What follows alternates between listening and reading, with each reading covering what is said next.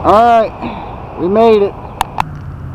Hey guys, Midnight Mechanic here at the Lancaster car show, Fairgrounds. And I just walked in.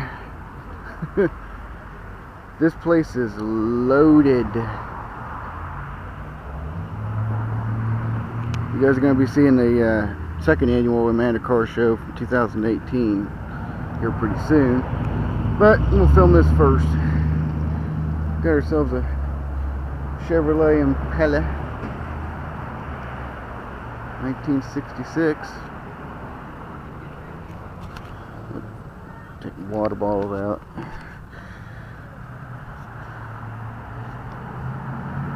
Wow. Individual lettering.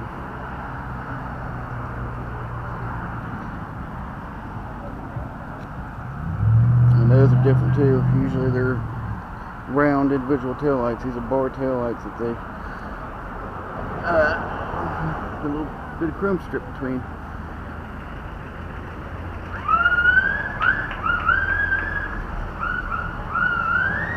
Aftermarket gauges, FM radio. There's the original radio, which was an AM. So they got an FM modulator in there. Look at those climate controls. They kept those for years. There's a little Impala badge back here. Oh man, I wish you guys could smell this. Lap belts. They didn't invent shoulder belts yet. Got ourselves a Corvair 1966.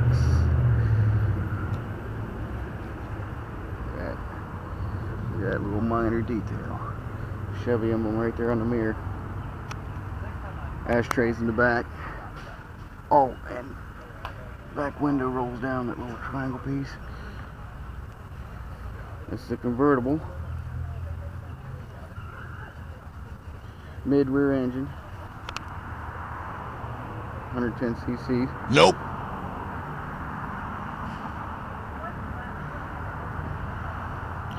Let's see something.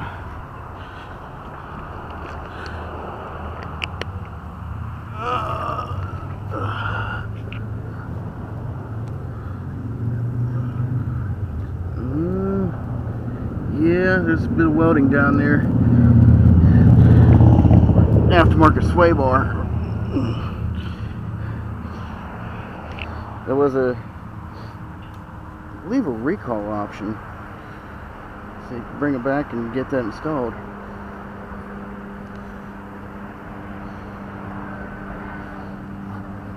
No grill because the motor's in the back.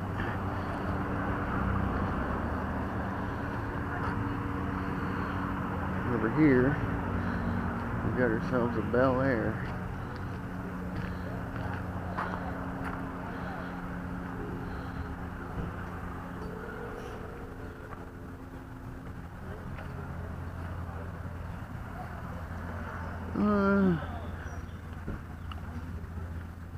Maybe a stock.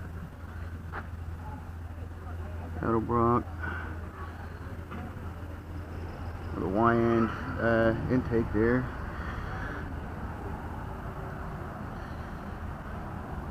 $1957.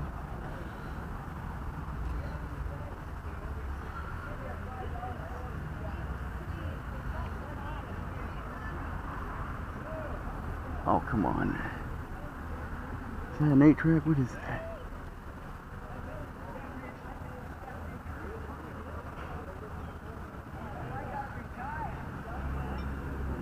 Cold off. Oh, wow. Push button climate controls. The older I get, the better I was. Here's Woodward.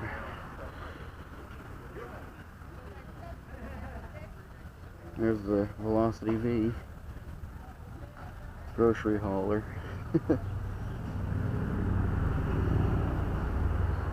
4-door.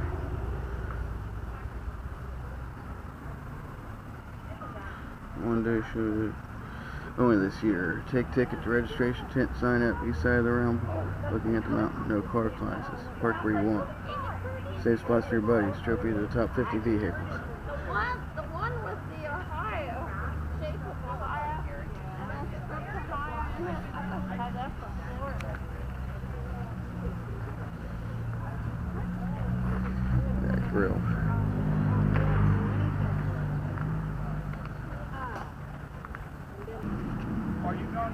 Studebaker, Big 6.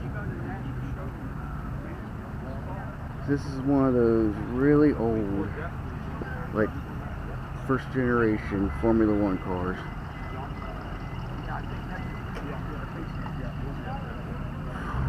How you doing, Wayne? Hello, sir. Hello. What can you tell me? Pardon? What can you tell me about it? Well, I built it. You built it? Yep. From scratch? Well, I started with this derelict car. Yeah. I got a project for sale if you want to build one. I got a whole chassis, $750. I'm building my own car. Oh wow. That's still hot. Yeah. You can see how it changed color from the heat. Yeah. Well, I'm gonna go register. Alright.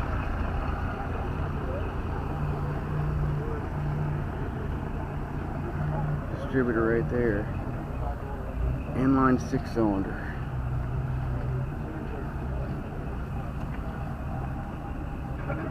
Solid cast iron crankcase.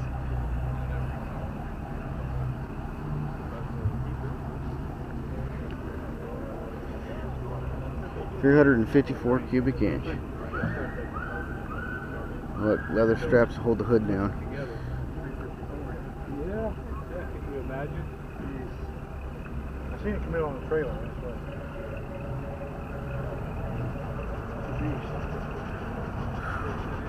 You take her easy. I'll see you guys later. Okay, Wayne. We'll be down. Okay. Good to see you, brother.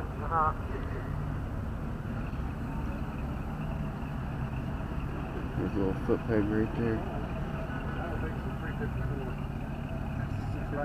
Yeah, I good. That's it. Now that's a Studebaker 6-cylinder 354. Is it? Yeah. Okay. Yeah.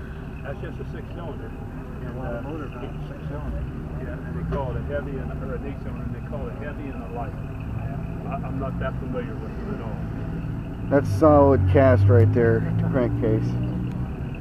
Now they put aluminum oil pans on. That's just nothing but. That's like a tractor engine. And in fact, it wouldn't surprise me. Studebaker motor. I guarantee you. Studebaker was in the farming industry, I believe. Well, they started out in wagons. Really. Yeah. Yeah. I got a 41 down there on the other side of the plane. Oh yeah. Okay. Double carburetor. Chrysler core, ball and ball carburetor. Twin USA. Wow.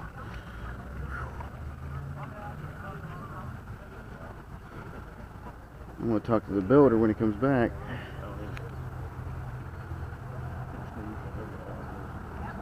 There's a wooden chassis in here, and then they put the steel panels on.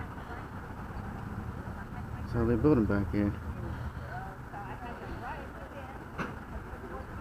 Can you believe they race these things at Goodwood and actually get a fair good time?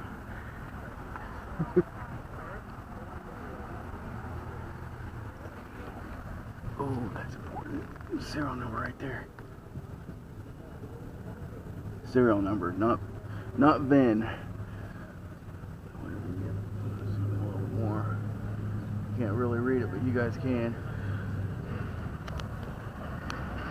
Radiator with a boat-driven fan. No accessories. Not even power steering.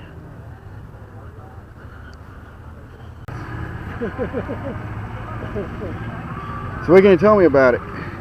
Well, what do you want to know? I mean, it's 1919 Studebaker. 1919 Studebaker, see? Yeah. Look at the wheelbase on that. Oh, check this out. Well, you know, you don't realize it. That's the radiator cap. Right there.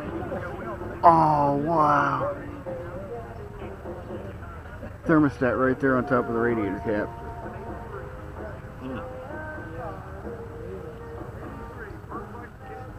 All I want to do is start one time from the trailer to drive it up.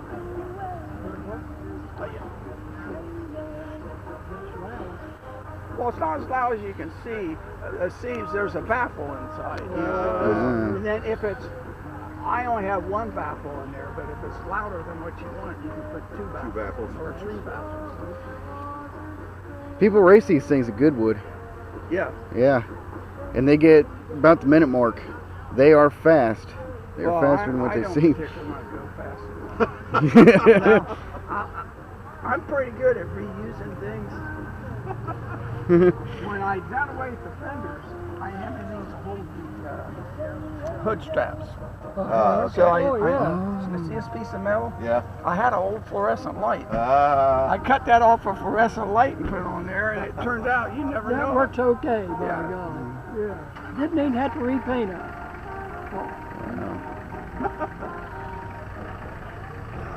Well, a couple years from now, you guys stop by. I'm building an older one 10 years older. Really? Dual chain drive. The wheels are going to be chain drive. Yeah, like they third work. cars. Yeah. Holy cow.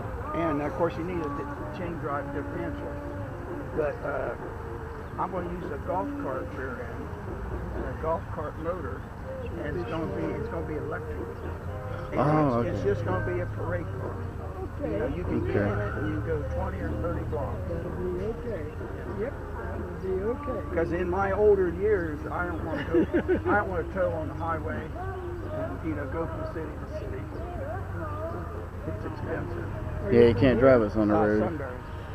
Like 1990. That's a How you monster. do, sir? Doing good. How are you? Good. I see you're somebody's husband? Yeah, Tammy's husband. Yeah, I like that. They always, when I first joined the club, my wife was in Look the at that club hat. before me. And I didn't show up very often, so they'd always say, who's that? Oh, that's Tammy's husband, Scott. So that's why I put it on Look my at them shirt. pedals. I told them like 2 times, if you don't put that on my shirt, I don't want a shirt. That, I believe, how is the everybody throttle knows. linkage. That's right. My wife was the president of this car club for like 8 years, so I'm just labor here. If you give us horses, it always put out. Well, if you're labor here at the end of the show. And a locking shifter. We can do that. I got a Model T down there. We can pull you with that too. Wow. With a long, instead of a light, stop real quick. Or if it's 90 degrees out, the fan will kick on after not 110.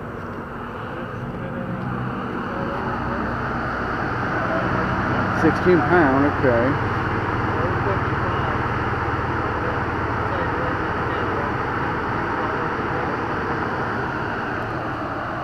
That's a pretty thick radiator. So quick. Do what? He's got an overheating issue. I'm trying to figure out.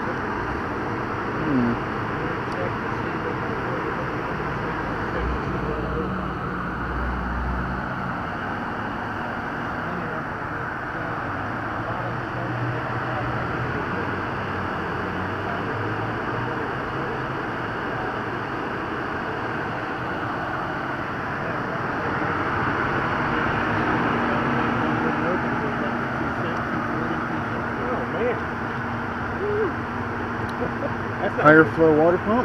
Huh? High flow water pump? I don't know about that. I think it's just the original one. Well, yeah, I'm just saying if you want, you can put a high flow water pump on there, and that might help. This radiator is supposed to help. It's supposed to be cooler than the original ones, even though it was shaped the same way. But I don't know why. You got an overflow on there, right? Yeah. Okay. What size pool? I don't know about that. I don't know. All I know is it's supposed to look like the old ones, but it's supposed to be an air. It's supposed to be a cooler running one. All aluminum. Griffin makes 3 different Yeah, but see, this fan will run for about 10 or 15 minutes.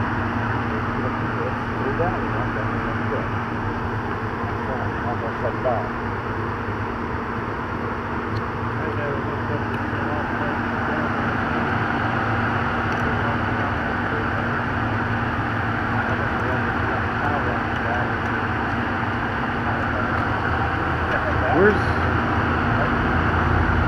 Where's the overflow tank at? Oh, overflow tank? Yeah. This is the only overflow there is. It just runs down and drains out. Oh. Yeah, you need an overflow. Yeah, that might help. Because if it's just going to drain right out, it's going to heat up and expand. It's going to go right down that tube and then drain out what's left of the antifreeze on the top end. Never done. Doesn't seem to go down low on the antifreeze though, very much. I mean, it sits there every year. I check it. And that's what they say.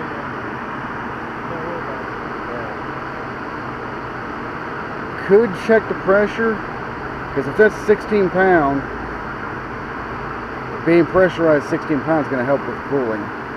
For every, what is it, 10 degrees, for every 1 pound PSI. I'm not sure if it is, or 16 or 8 or 14. Yeah, it says 16 on that little cap right there. So if that's 16 pound, it should be doing its job. See, if you put in an overflow, you can see where your cold and hot's at.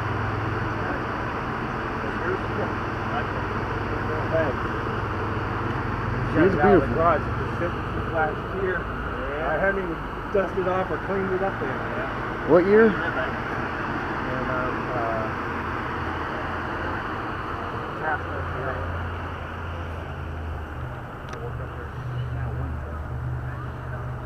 B&M shifter, like mine. That's 3-speed, ain't it? I'm gonna see it up at the window.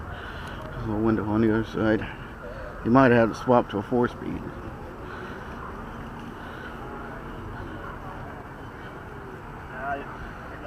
Yep, 3-speed.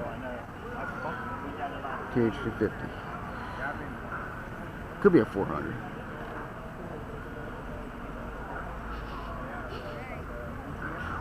Smell that leather. it looks expensive until you add up what you're doing. Yeah. That'd be something new.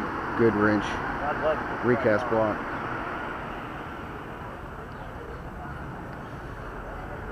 Good wrench started casting blocks after the production line of the 350 was, well, kind of finished. That's a new one. What year? It's a 57. 57. Fits right along with that one. I want to see something. Oh yeah. Okay. Yep. Look at the surround on the lenses. They're both 57s. Exactly the same front end, save for the grill. No brake booster, no H-fob.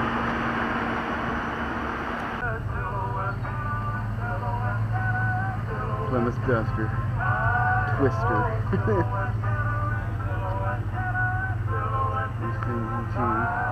Dodge 100. Another Dodge 383 Charger.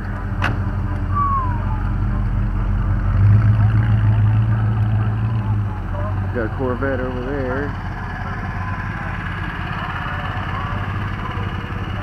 Chrysler 300.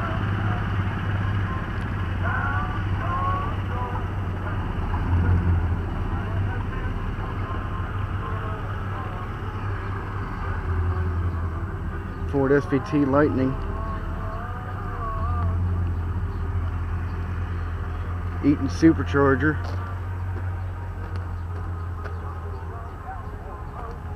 That, I believe,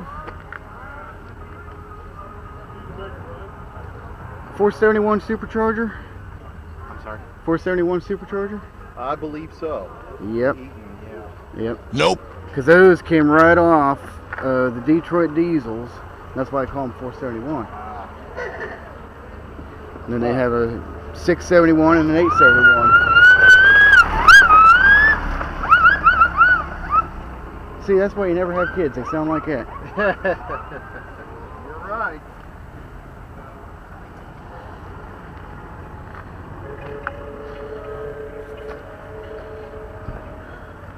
My toy car. My real car.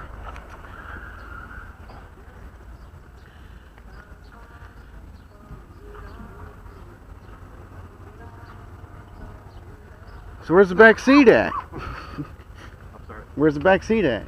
Yeah. How fast you got her? I've had it 110. 110? That was good enough for me. It was good enough for you. Hold back.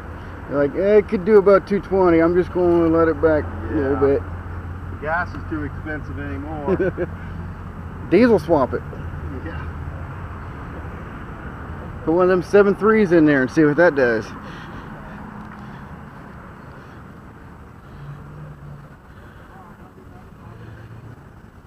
We got this Corvette right here. This yours?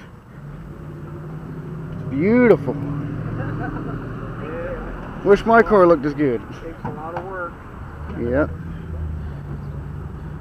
See the fender flare right there. It's made into it. That's, what is it? 1978 Corvettes. They started having fiberglass tail fenders.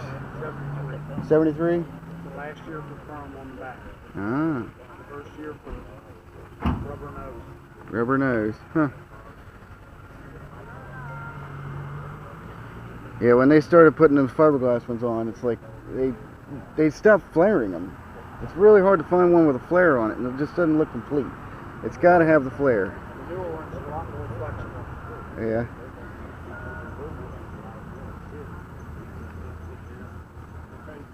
Yeah. 4-speed on the I floor. didn't tell you about my car. I'm getting ready to inject. Man, they sit a lot lower than I thought.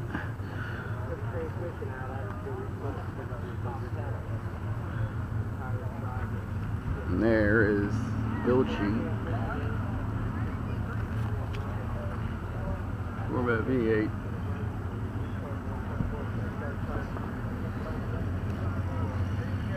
Look at that. Oh man. Well, Paul, I'm gonna get over here where I see what's going on there. Hey, I see you. See, in the 80s, they would copy this look. That's just how aerodynamic the shape is on it. In '69, when they made these things, it was pretty much revolutionary. Brand new aerodynamic structure.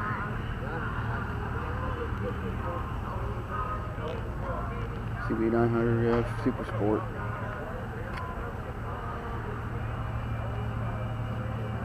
'69. Oh, look at that.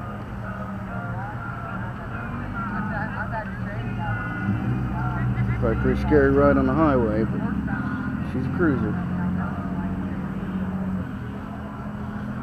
1986 Scrambler. Man, they got everything. 2018 Polaris.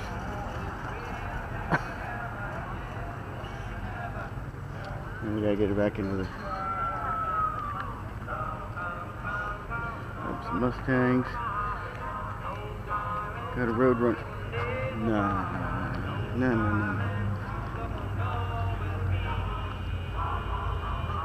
Studebaker. It's a 41, isn't it? Hand painted.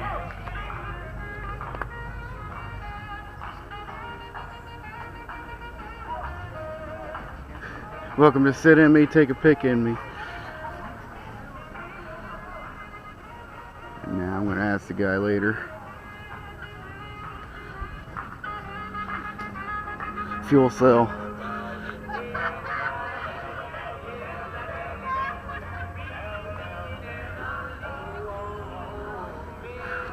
Flathead. Ford. Look at that little air grabber up on top.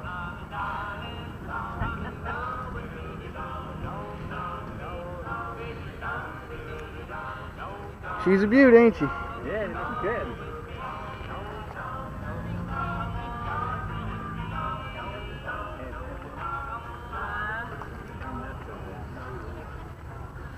Over here, man, there is so many cars.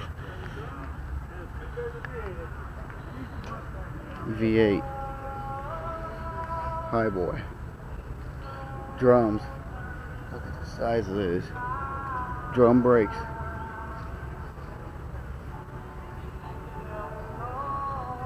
Oh man. No. Okay, that's it's not NOS. NOS, sorry. Freiburger says clown shoes.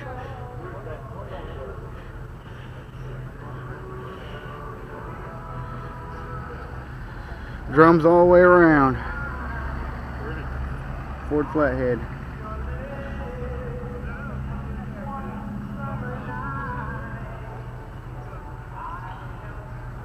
Ford, 1932.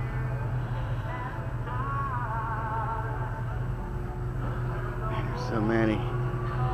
Studebaker, 41. Okay, this is the 41. Oh man, I'm missing it.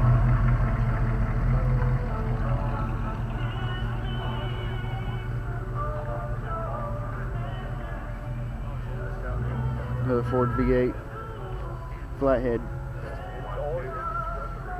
Good morning. 34. Little boss.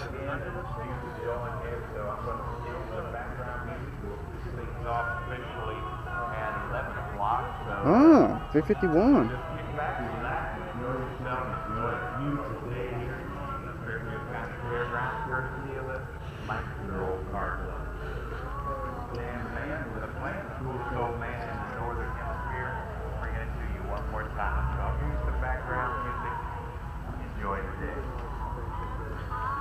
The Mustang, man, I've got so many to check out. Checked out that one.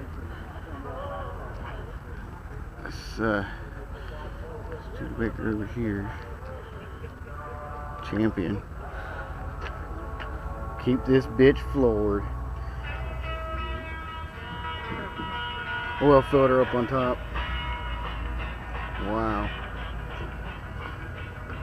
Huh. Guess oil pressure would...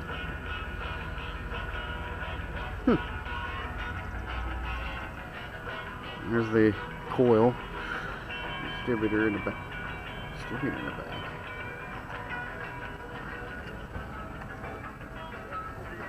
What are you?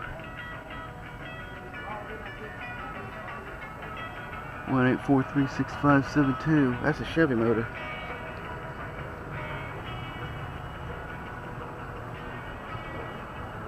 Okay.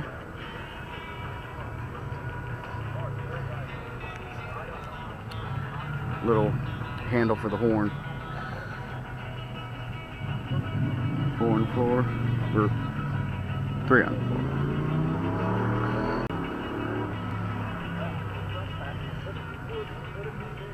Look at all that trunk space. That was luxury back then. Inline 6-cylinder Mustang. Ford air conditioner, Dearborn, Michigan. 2 horns. There's the active vents.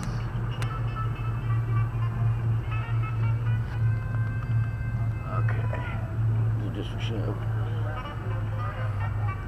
Oh, check this out. Gas filler neck.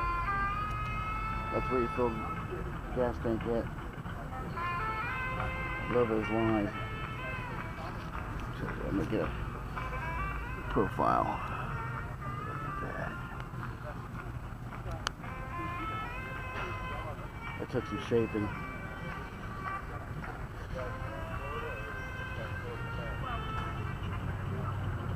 $200. Transmission C4 select shift Cruise-O-Matic.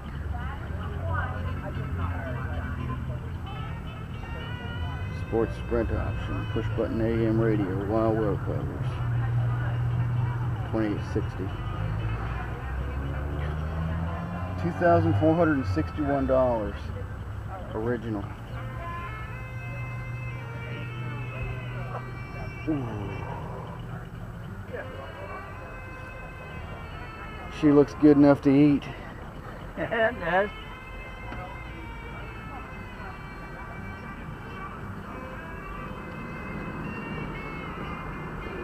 Ford Racing.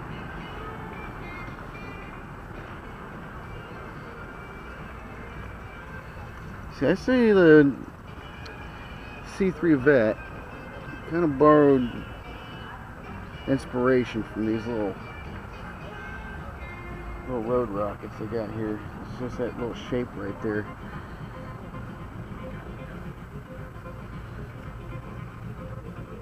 Aerodynamic down to a point.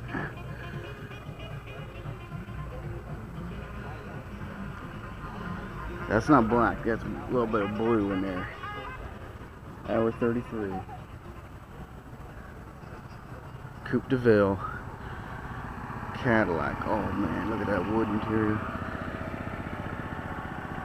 I believe that's real wood. That ain't just a veneer. That, yeah. That is wood. Luxury.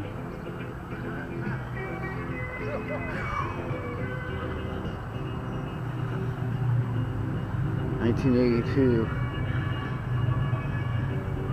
They were still making boats this big well into the 80s. Look at that hood. I can't even get it in the shot.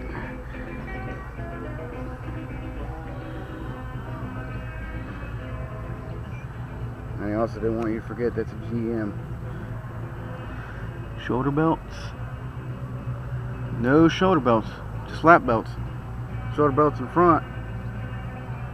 Oh, look at that, even the dials got wood on them.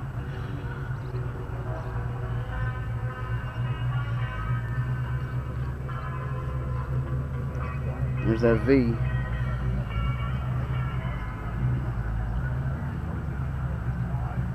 Oh man, we got a Firebird over there, 4th gen. Right here is 32 Special Deluxe Plymouth. Look at the Y. Almost looks like a U. And there, right there. Product Chrysler for. They would keep that emblem. I've seen some 90s cars, 90s 2000s with a little wind sail on there. What is that?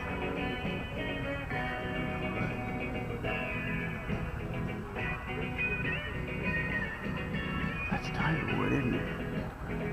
That is gorgeous. The whole thing's trimmed in it. It looks like marble, but it's not.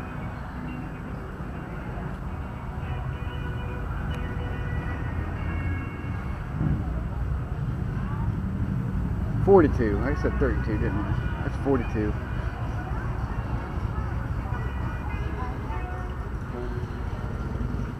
Got a Ford here. Bias ply tires. These are practically tractor tires. Look at that. Thermostat.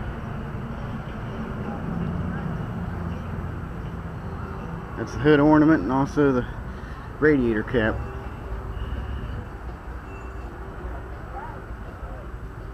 What? They're labeled CRB. Clutch, reverse and brake. And rear view mirror there.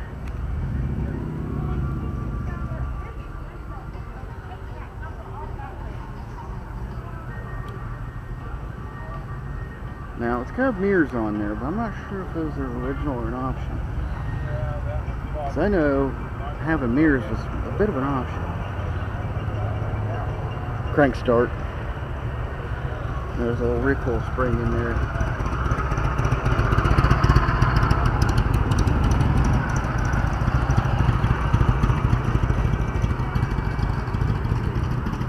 Chevrolet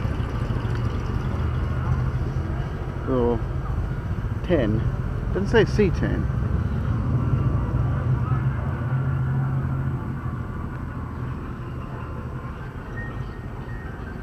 These things still have your utility. Step side.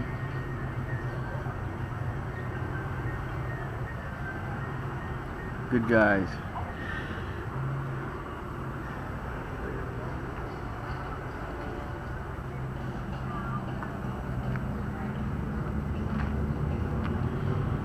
Now the hoods on these, if you look at a 63 vet C2, it's got that knife edge thing going on. I bet you that was pretty popular. And that's turn signals up there. Usually you put turn signals below. No, the turn signals are up on the hood. Oldsmobile. Oldsmobile Rocket. Ooh.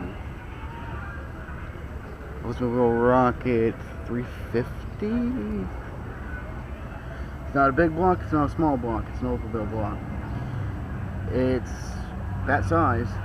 It looks like a big block, but it ain't. Now, if they are what I think it is, could have staggered valves. Instead of putting them in a straight line, they're offset like a big block.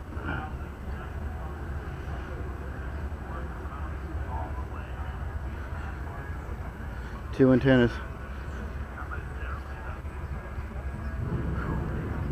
Plenty of trunk space. Look at that, even a whole spare tire. The whole thing. That's a spare tire, and it's pretty much a tire. So if you got a blowout, you don't have a donut. You got a whole new tire and wheel. This thing goes up to 120. See the little imprints where your fingers go. Love this kind of wheels.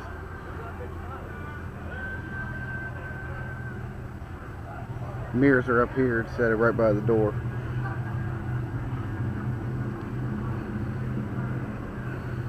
Had some radiator work.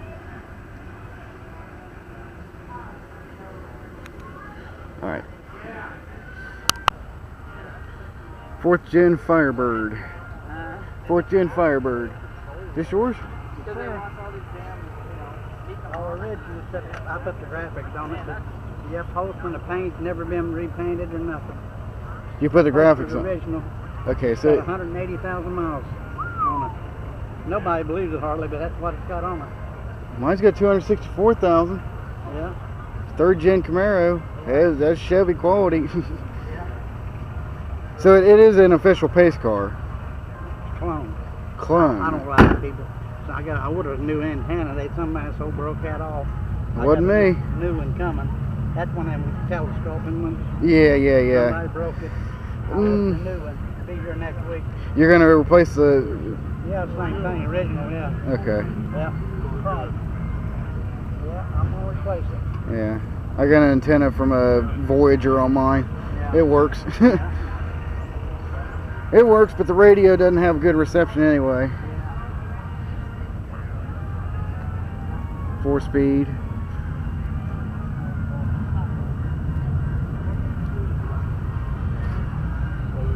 Same platform as the 4th gen Camaro.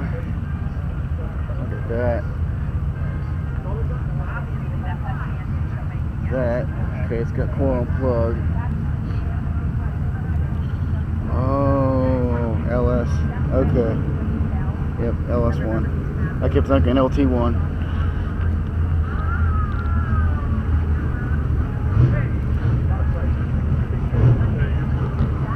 Oh, my car's loud.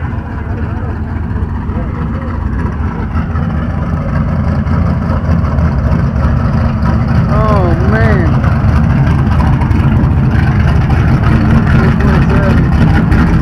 Isn't that real loud?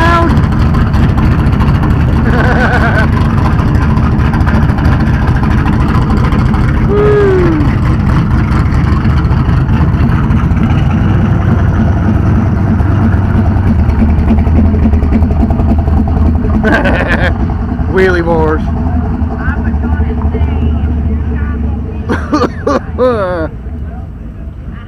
Mom says my car's loud. Surely not. Oh, there's cops right there. Oh, they would totally pull me over. I cut the catalytic converter off right there at the Y, the Y joint. Got to put subframe connectors on there. I've done that to my 94 City. Yeah. This year I took took the Cadillac converters and threw them away. There you go. Put headers on it and just popped straight back. How many times you get pulled over after that? None. How many times you get pulled over after that? Never. There you go.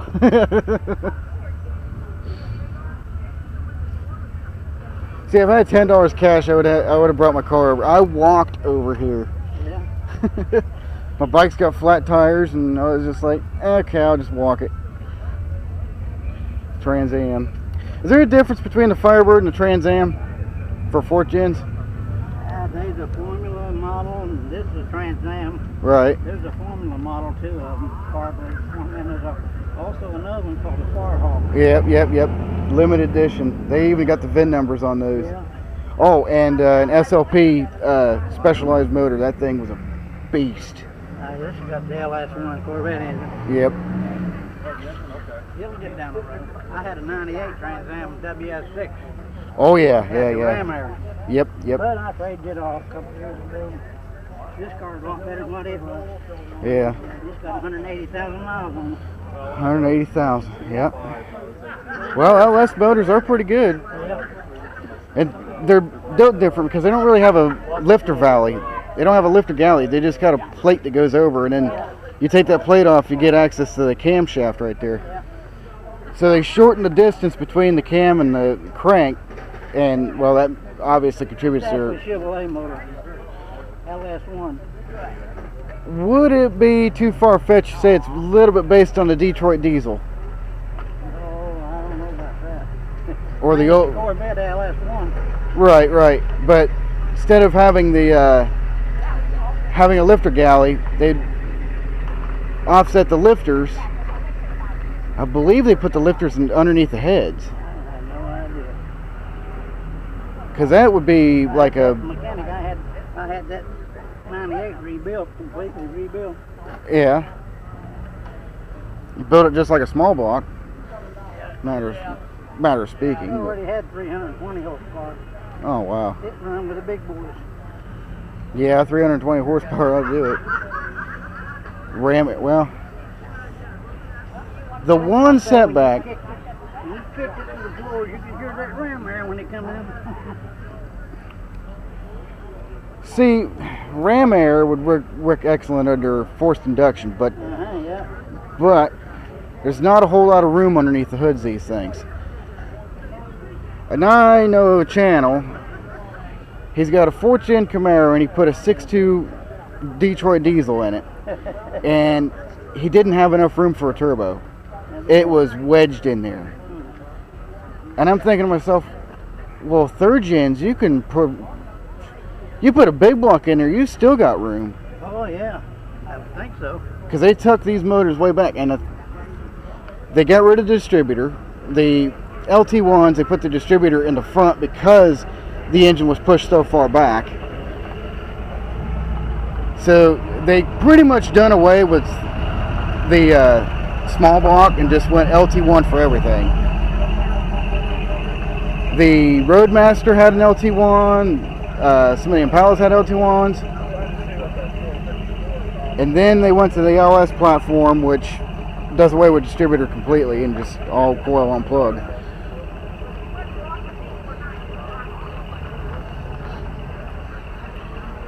But yeah, I'm strongly considering a 6.2 Detroit build, twin turbo. Plenty of room in a 3rd gen for it. Get about 60, 70 miles to the gallon.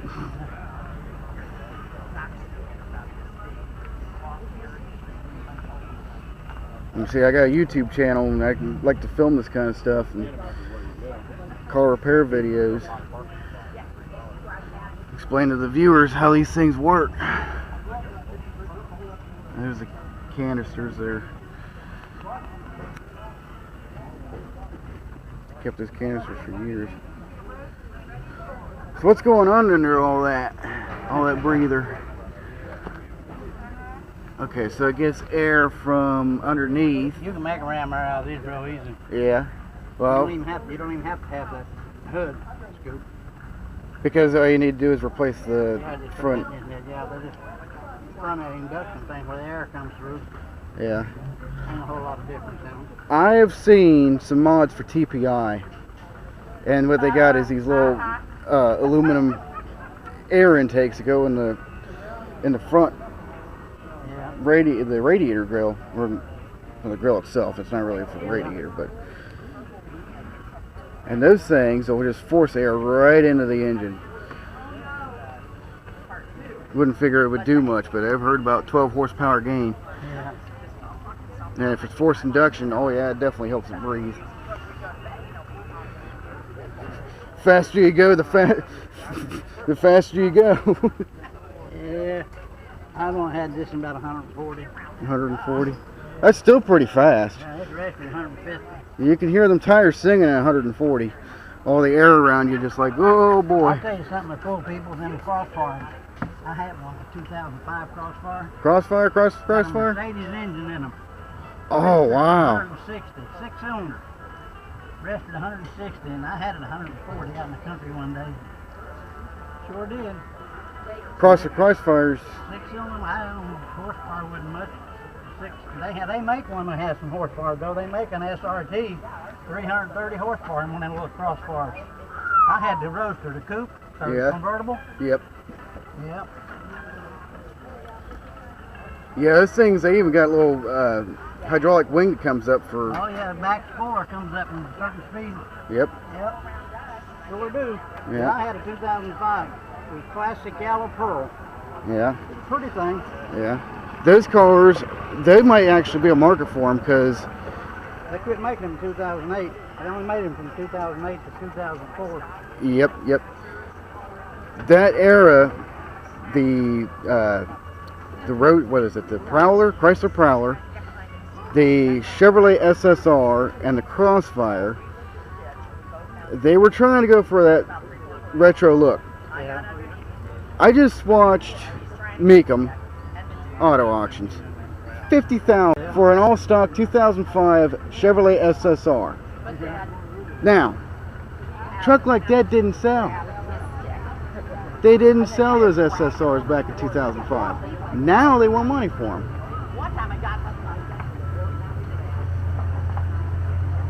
The one thing we should have got in the Americas was the El Camino. Yeah. Yep. Australia got the El Camino.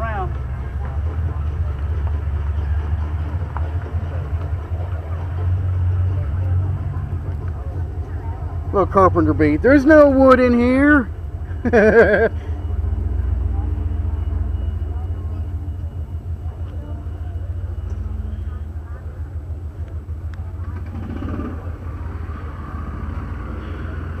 Chevrolet Bel Air.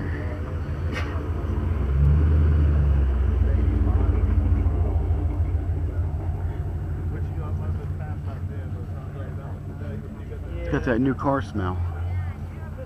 Should smell like cigarettes. It should smell like cigarettes and whiskey. It smells like new car smell. 1955. That's when they started introducing the small blocks. So that right there, most likely, is an all original 265. Let me look at you. What do you got? What do you got? Okay, generators down there. Oh man.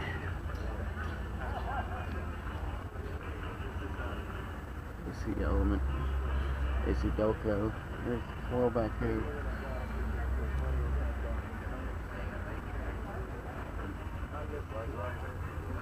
SS454. Oh yes.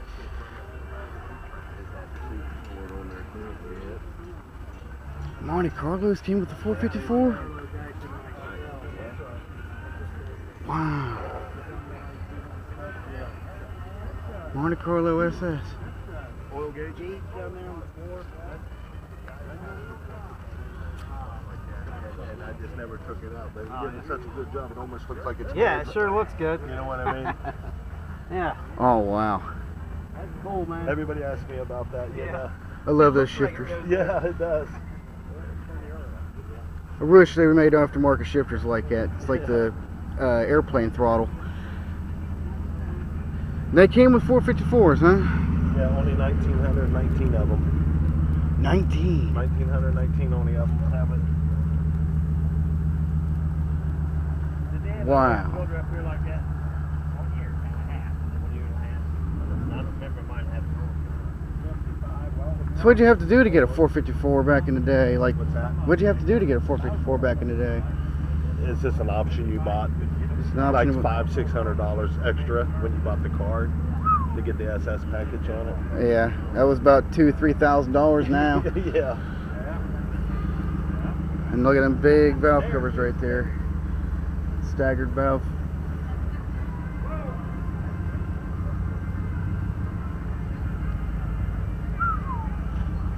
Big old air tunnel for the radiator.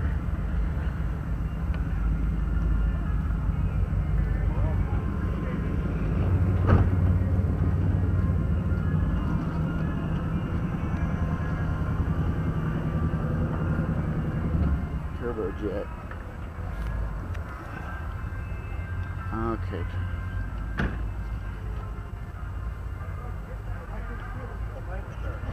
Did they put quadrajets on these? What's that? Did they put quadrajets on these? Quadrajets? Yeah. Yeah. It's got Okay. a quadrajet on it, yeah. It's got a quadrajet. Okay, so that's what turbojet is. All right. Yeah, I took this quadrajet off and had it rebuilt and stuff, and it's only made for the 454, 396. Yeah, big blocks. 27. Yep. Big block stuff. Mommy says my car's loud. I can't drive it to a car show. Wish she was here, because then I'd show her, ha ha, see, I can put my car in here.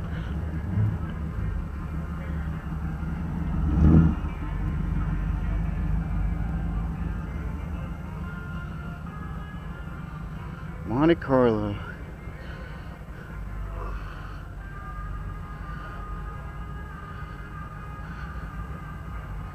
So I'm guessing by the 80s they stopped making the 454 for Monte Carlos. Yeah, they made that model for 3 years, 70, 71, 72. Is that The first generation Monte Carlo. okay? Yeah, and that's when the area of the 454 was around anyway. They got the second, the third, the fourth, the fifth generation. Yeah, and they was that B body. Nope. Yeah, and they had like the Oldsmobile, like the Oldsmobile 442 was 400 big block, 4 barrel, and dual exhaust, and then they had a 442 in the 80s. It wasn't really a 442. It was like a 4-cylinder, 4 barrel. Yeah. I don't know. Wasn't quite the same 442 meaning. But yeah, this is what, Grand Sport and Chevelle and all those platforms. With the Grand Torinos and stuff back in Oh yeah, yeah. Chevy's against the Ford, you know. See, like Ford did it first, but then Chevy made it better. Ford had the Falcon, and then we had the Chevy 2 Nova package. I like the Nova 2s. Yep. Chevy 2. Because what they would do is they would take this little, they would trim this off, so that way you could get your stuff back in the trunk easier. Basically, this is the same thing as the Chevelle. It's just got the longer front end, all the parts interchange and everything like that. That's Chevy. That's GM. That's what they do. Interchange them all. Save for Buick, Oldsmobile, and Pontiac, they had a different bolt pattern and everything. Had to change stuff up.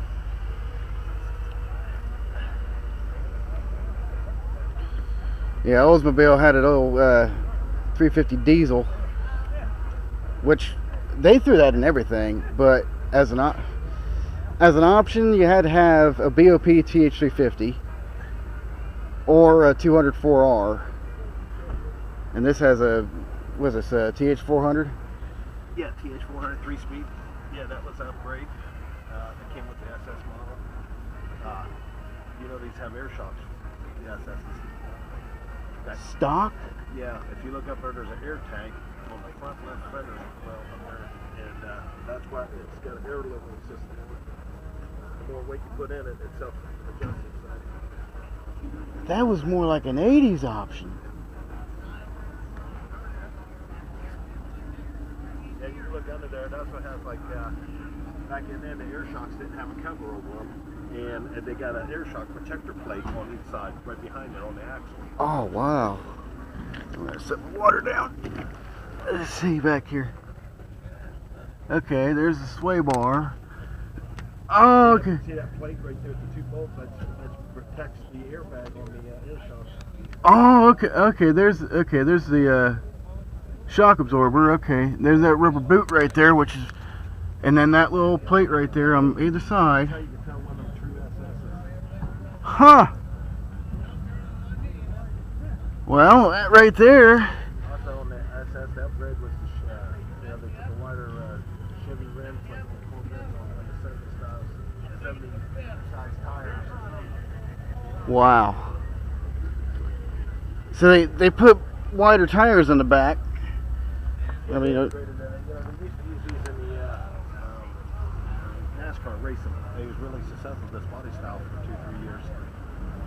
and that's back when NASCAR was still NASCAR. Yeah, that right there, that little trick right there, you know, about the air shocks, because you might see some. That's on these Monte Carlos, you can tell what year it is, because on the front and back there's a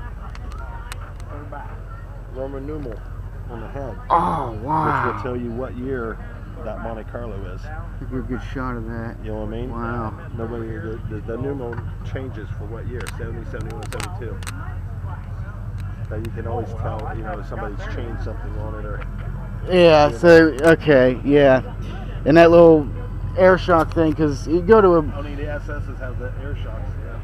Because if you go to And they a also car have a show... rubber strip right there. The only way you can tell this SS is that rubber bumper strip. Yeah, the little blunt. Symbol in there and the SS on the side. Huh. Yeah. Now, if you go over there, there's a yellow regular Monte Carlo over there with 350 in it. But I don't know what that is. Yeah. Because they made them in like the high output 350s that they had there was 207 horse, which is pretty good. Yeah. That's reasonable. And then they have the same oval tips like the SS Chevelles and stuff. Okay. So what a lot of people will do is just sheet some parts in there, but they're not going to know about certain things. Yeah. You go to Barrett Jackson or Meekum, and they'll start. That's one thing that kind of bugs me. Another thing hard to find is all the original documentation, original motor, original transmission, original rear end. You know, because a lot of people switch that stuff out. Exactly. Steal the motor out of it. Exactly. And then you go to an auction, you think, oh, it's all numbers. It's not numbers matching. Now, there is a couple of these. They rumored they got the LS6 motor, 425 horse, but no one's ever came up with one yet. What? 420? 420 LS6. That's an LS5, 454, and then the next one up is an LS6, which is 425 horsepower. Man. Yeah, that's when you need the TH400. Horsepower back in the day. Think about it. 40 That. years, you know. I mean, nowadays we're starting to get back into the 400s at least, Yeah. with, you know, modern fuel injection, and this was just throw as much fuel and air in there as you can get, and boatloads of torque. What, 10-to-1 compression. And regular gas wasn't necessarily regular gas back then either. It was leaded gas, and it was made for high compression motors. In 71, the reason they rated this as horsepower, they came out with unleaded fuel, so you had to make everything in 71 in horsepower then. Yeah. Nothing was rated in horsepower. Yeah, and the SAE wasn't doing it either. I Well, they mean, call this the ladies' car. the ladies' car. Yeah. I mean, it is luxury. It is luxury with some horsepower.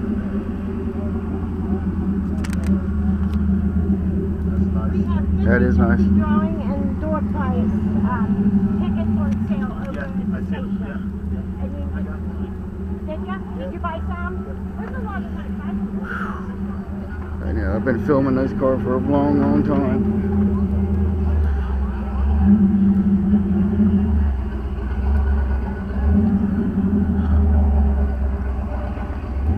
Original 265 in it? Huh? Original 265? No, ask the boss. You the boss? You the boss? You the owner? I know of. Who's the owner? I am. You're the I owner? own it, yeah. Okay.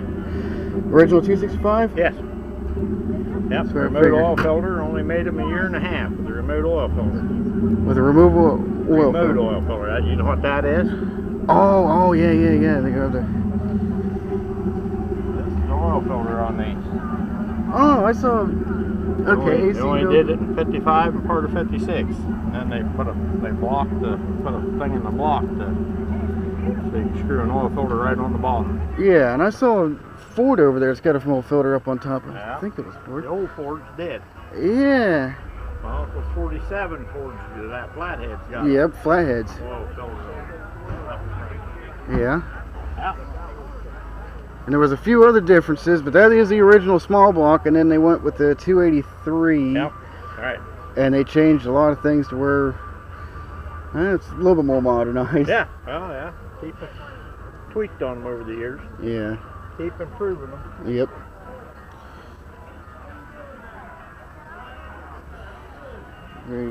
Radiator insect. No. Huh. Insect screen. Pardon? I have never seen one of those insect screens. I want one. Yeah, there you go.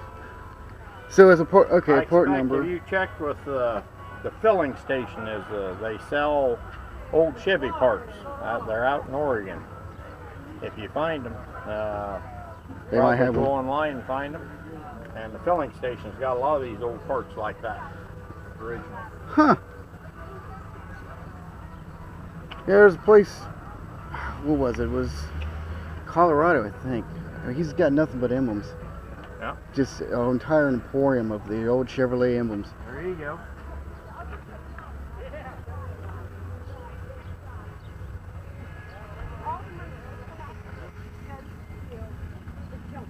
Yeah, if you want parts for these things, you got to go out west for them. Yep. You can buy about whatever you need now, repop. You get the original stuff. That's a trick sometimes. Yeah. And they might not even do online orders because it'd be just too much of a hassle.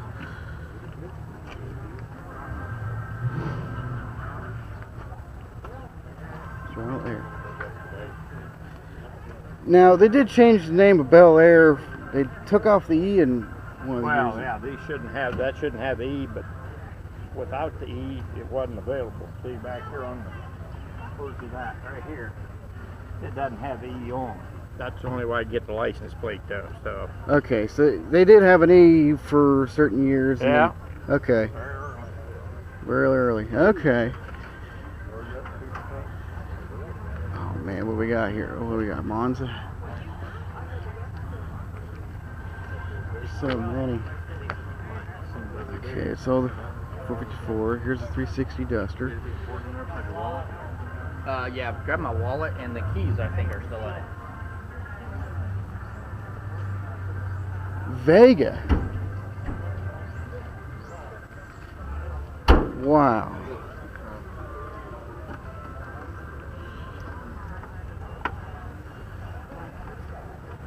Where you going? They're right there. Oh. Vega Vision.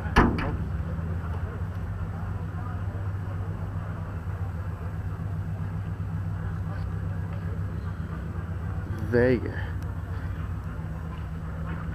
I thought it was a Monza, but I mean the Monzas and the Vegas look pretty similar. Oh, somebody put a bullet hole in it. Oh.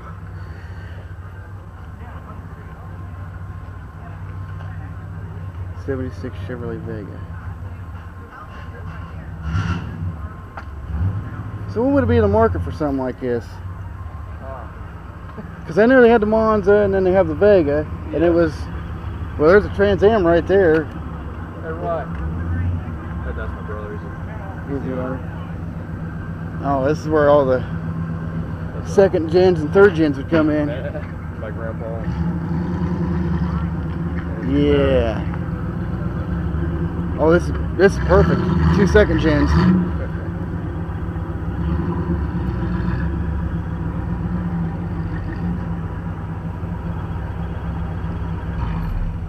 Okay, I want to see something.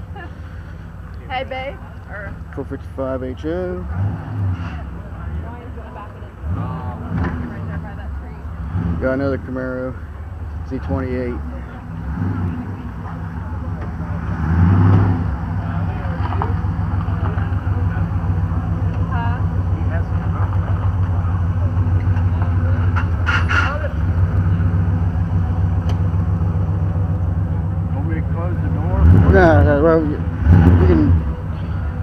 can do whatever you want. I'm just going to film.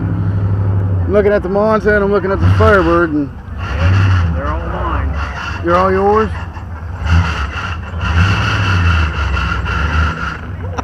Doesn't sound too good. Break the wheel up a little bit.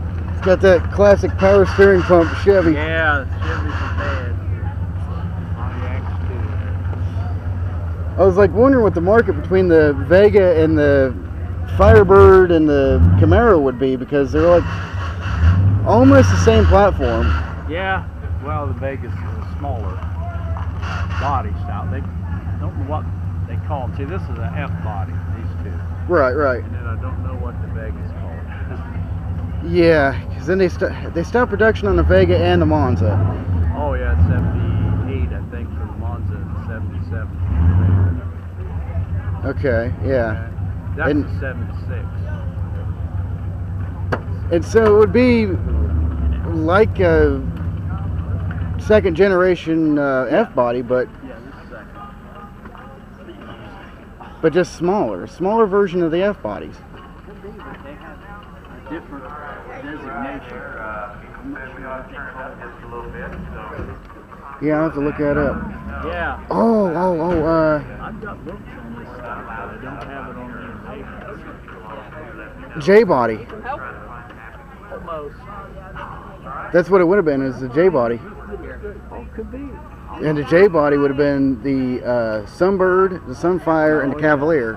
You know what I want to get is the 77 Sunbird that's made into the Formula. You ever Yeah. see one of them? No. Oh, they're rare as hen's teeth. Well, we had a Sunbird at one point, and Mom hated it. Well, my son, his dad had it. It was black, clear across the bar. Oh wow, yeah. It was a beauty. Yeah, that was a decal they had for the second gens too. Is that big Formula? Yeah, that's what we had. This thing's so heavy, I gotta have that. Well, They didn't have air struts on they these. didn't have this on the lesser body style. Okay. One guy in our club was And they got to fix the rust holes, so you got to patch those over, and that's fixed rust right there. That and the nose. The Yeah. nose of these things are so bad. Ooh. It's real hard, thick rubber. And they try to Huh. And then the rubber would absorb water and then retain moisture and make it worse. yeah. Show you right there. 455 HO. That's not a big block and it's not a small block. It is a Pontiac block. Yeah, it's a big block. All Pontiacs were considered big blocks. Yeah. Considered, but I still have my they are card. Pontiac blocks because nothing on them is really that similar to the big block of the Chevy. Yeah, they got different type of heads that they made. And if you know where your heads, you can put a bigger head and get more horsepower. Yeah. The small block would see a lot more performance. Later on, they made the 350. The 326 come out first. They're V8, but it's all interchangeable with it. 326 Pontiac. Yeah. Okay, yeah, and it's about the same block size too. Yeah. That's that.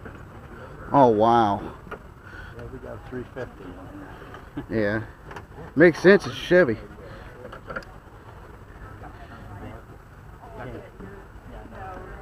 Look, but please don't touch. It's good. It wasn't an overheater. Yeah. Okay. That must be it there. Is that where they said? You know, where you had to check in.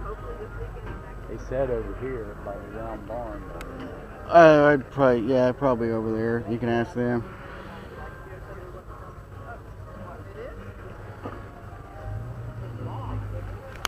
Just getting a lot more information.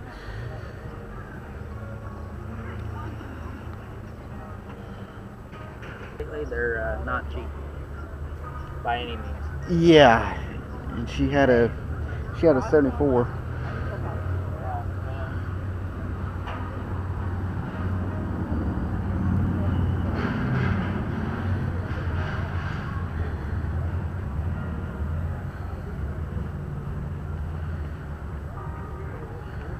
gonna take a guess it's a Camaro. I can't be sure though. Yeah, I can't read that. There's just so many cars. I'm almost intimidated by how many cars are. Uh-oh.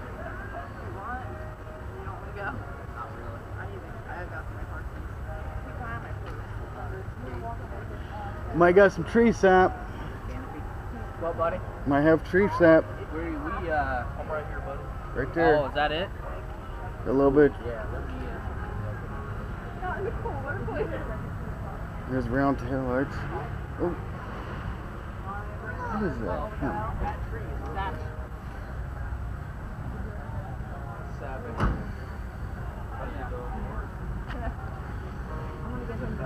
Oh, okay. No, we're good. Okay. Where's that at? I think it's right around the corner. Okay. First 4-speed. CD player was an option?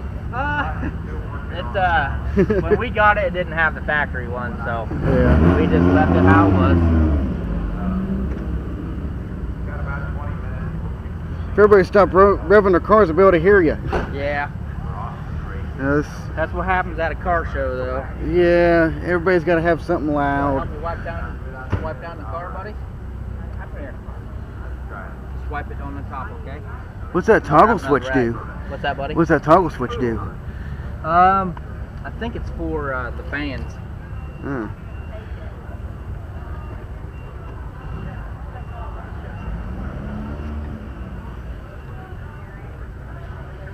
You on the clock? What? You getting paid to do all this? No.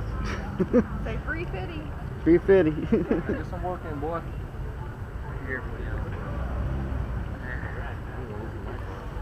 Yeah, they're nice. It's just hot outside. Yeah, these still trim pieces you got to be really careful of because the water will going to seep up behind them. Defog. Wow. It's Lap belts. dusty. You already see this one? I don't know. Oh, that's the Oldsmobile Rocket. Okay. We got so many over here. We got a. Oh, it's yellow like a duster, but I don't think it is. Let me look. See, all these platforms about the same. Let me look here. 360 4-barrel. Yeah, it's a Dodge Duster. Back end looked like an Impala. It's a 5-passenger car. Aftermarket radio. This yours?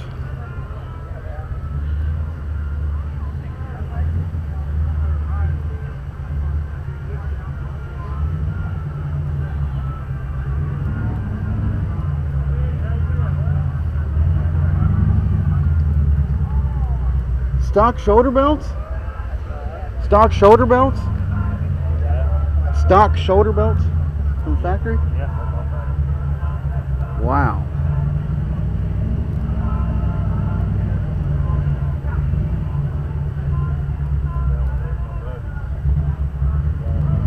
Yeah. Was it another Duster? Dart.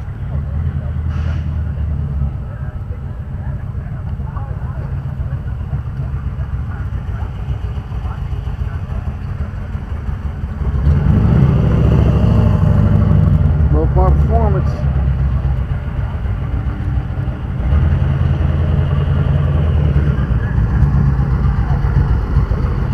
There's that Bel Air. Heavy Chevy, Pro Induction. Monty. Oh no, Chevelle.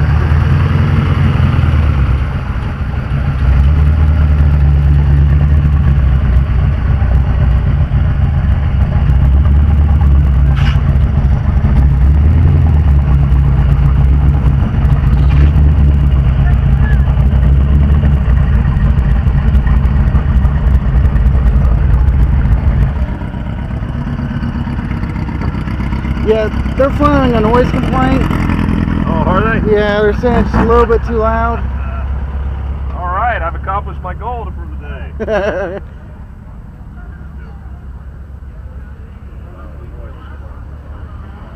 Disc brakes. Sir, is there any way you can come with me here this much further? Because he's got his door first. Would you do that? I'll help you through. All right. But maybe we could just get through right here. We'll just get the forklift and lift it up.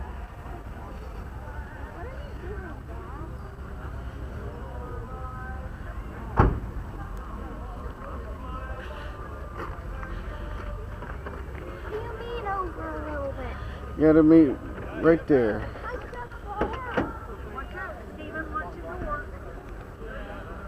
I'm gonna take a guess. It's a. Oh, do you? Yeah. Yeah, we'll work on it here. Like always. It's cold. Turbojet 454 with headers. Let's see how that plumb. Yeah, I'm loading the ground. I think he's going to put this boat in.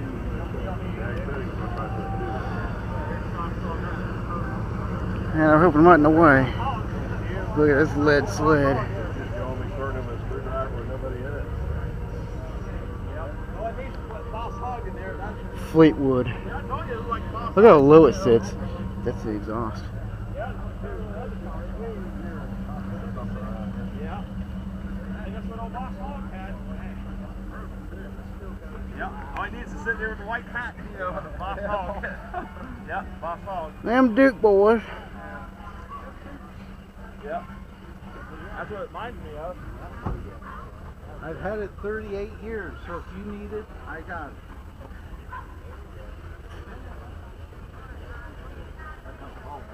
Yep. Yeah, that's big. 38 years? You're too young to have it 38 years. Son, I'll be 66. Yeah. I've had it 38 years. I bought it when I was 23. 23. Yep. That's a good investment. Yep, it was one of 7. I bought 7. Not like this, but 7 Cadillacs. You bought 7 Cadillacs Since I've been around. since you've been around. I'm going to take a guess you're a Cadillac fan? Yep. That's me. I even have a page for Cadillac on Facebook. Yeah. I got a YouTube channel. Anybody want to see a... Gotta love social media. That's something to do.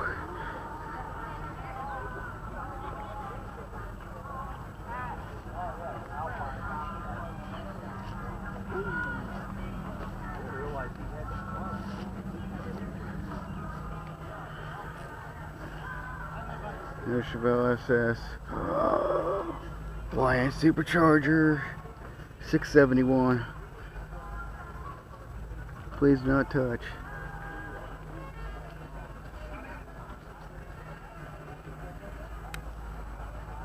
I'm not speeding, I'm qualifying.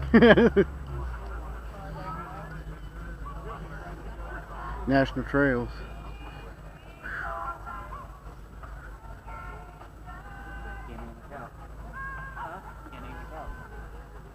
Whose Chevelle is this?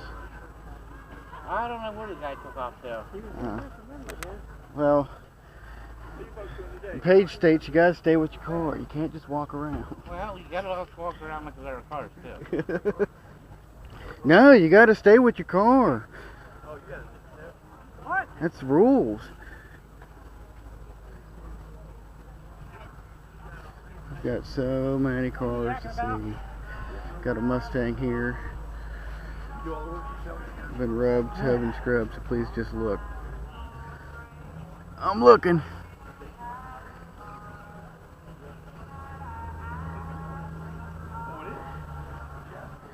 My YouTube audience is looking too. You can look inside if you want. But don't touch, don't touch. My car. Your car. I can touch. I can touch this one if I want to. And it ain't mine.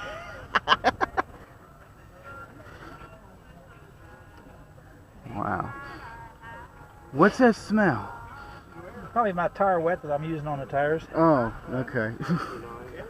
I was like, that's kind of a different brand of cigarette. No, no. There's no cigarettes in this car. There ain't no cigarettes in that car. No, sir. You see Bobby going? Who? John, Huh? did you see Bobby going? See Bobby here? Gordon? Yeah. What's he got? Nothing. Mach He 1. sold that pistol. Oh, did he? Yeah. That's a nice little go-kart. Uh-huh. I haven't been up there to see that one yet. He just Okay. pulled in a little while ago when I started cleaning my tires. So we got Betty said she's seen him. Mach 1. Yep. With, and then they had a Boss 3. What's the difference between the Boss and Mach 1? Boss 302 had a 302 motor in it. Right. It was a high rise in it. Right. This has just got the small block 351 Windsor in it with just a regular $4 carburetor. So Mach 1s didn't come with 302s? No. Huh. They did, but not the Boss. Not the Boss. Okay. And then Because if 4TT. it was a Boss 302, it wasn't a Mach. Wow. But they did have a 69 fastback like this, it's Boss 302, but it's got different tape stripes. It's got tape stripes that comes down across like this. Yeah. And then like the body style changed because they had the old. No, the body See- was the same. The only one that they changed was the 69 Shelby. The Shelby had different front end on it and different back end. Okay. Everything in between the doors and everything was all the same. Okay, so from 64 and a half to 64 and a half, 65 was almost identical. 66 was the same as a 65. right. Then in 66 or 67 they changed them. 67, 68 the body styles were the same. Okay. 69 was the only style like this. The Oh. 70s only had 2 headlights. This has got 4 headlights if you look at the front of it. Yeah, I'm going to do that. Then in 71, 2, and 3 they had what they call the long nose. Yeah. And that one Then after that they started going into the Mustang 2s and all the other. Mustang. All they want the non. This is the only one of its non-speakers. kind that's made like this, 69 with the 4 headlights. Oh, okay. So it is 4 headlights, not just fog lights and. Now the 70s, the front ends we can interchange them, but they only had 2 headlights. They had the 2 outside headlights. Huh. Okay, so. And they did have fog lights for. Yeah, they had some of them had fog lights in the grill. Right. Most of the Shelbys had the fog lights in the grill. Okay. Yeah, yeah. And see, Shelby, he would take these and just modify them. Yep. But he would also change the body style on them too, huh? Yep, fiberglass, a lot of fiberglass. Fiberglass, not plastic. Plastic wasn't invented yet.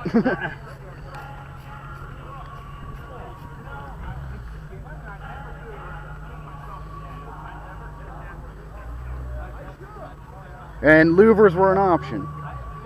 Those side louvers inside were not. Those Okay. were standard. Okay. And these, But the well, rear deck spoiler was an option. right. Front spoiler was an option.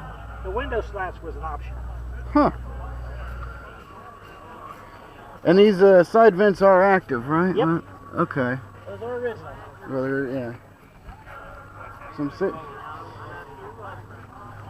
trying to think when they had the active side vents on Mustangs, and it's like a styling choice. Well, the reason they had those side vents on there because Carroll Shelby converted these over to rear disc brakes. So they had a tube that went from them down to the rear disc brakes to cool the back brakes. Oh wow, yeah. So he did utilize them. Yep. If you see his car being trailered, dial 911. Chances are it's being stolen. There may be chips, there may be bugs, there may be one thing for sure, I drive this bitch. And that's the truth. I'm leaving here tonight going to Zanesville. Yeah. Mommy won't let me drive my car. She says it's too loud. I just got a cracked windshield. Oh.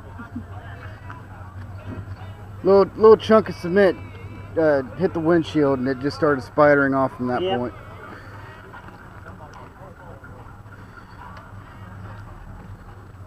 50th anniversary Miller Sport Lions Club car show. 69 Cobra. Look at that. Look at that air breather. 69 on there. 351 Windsor.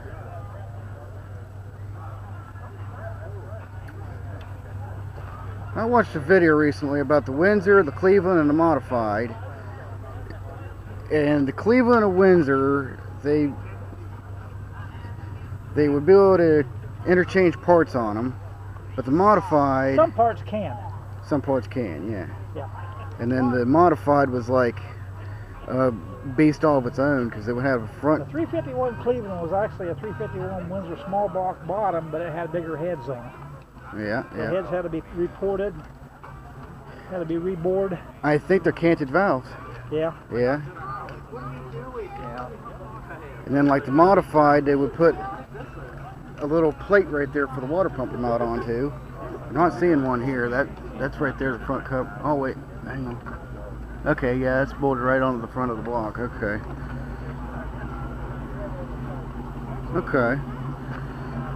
These is actually supposed to have a body tag right here. And because these fender wells was all tore out, because this came off a drag strip, there's a Boss 302. You can take the pipe on it. Sounds like one. That's a 70. Look, the taillights are recessed in. Yeah.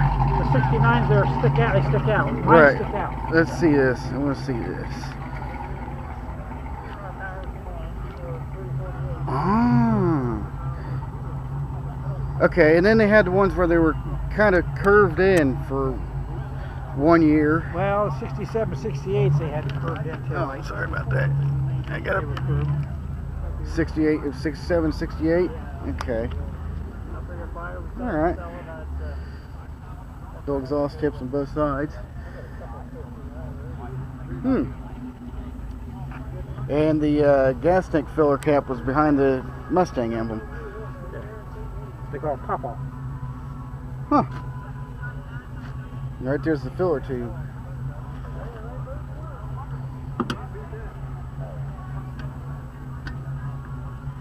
Wow. There's your gas cap. And there's no baffle Nope. plate. That's why when you fill this sucker with gas, I always get down on one knee like that. Yeah. Hold my hands up there because he's got a bad habit of spitting gas back out. They'll spit gas over the whole back end. Oh, that, yeah, and that'll definitely eat it out. And Yep. it'll definitely dull the paint. Yep. Yeah, you pay homage to it. You get down on one knee. Oh, yeah. Look at that Dodge.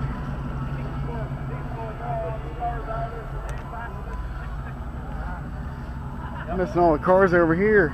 These would even scrape the tires. Custom 10, 350. Heartbeat of America. Oh, wow.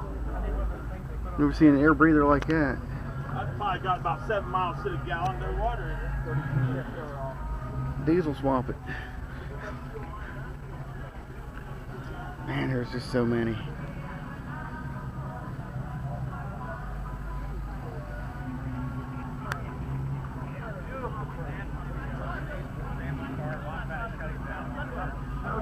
I don't know what time it is.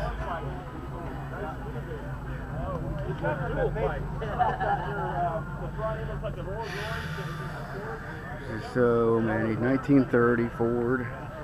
Gotta go back over this one, see what year it is. 1933 Chevy.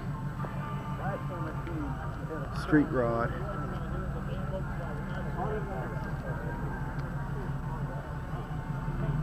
Okay. I thought it had shade door handles. Oh, Demon. Was that Holly? And the ponytails bring one top orange and late, and now we're going to get started with 1940. Yep. what's a Ford? It was well before my time. Yeah, huh. That's a Demon carburetor. I think it's got two, what do they call them? Fuel bowls on it. It's got two fuel bowls. This is custom made stuff. Yeah, because the radiator's on. When you put an engine like this in there, you definitely want better cooling, but you gotta find the right radiator that fits. Yeah, he custom made that puppy. Somebody did. Wow.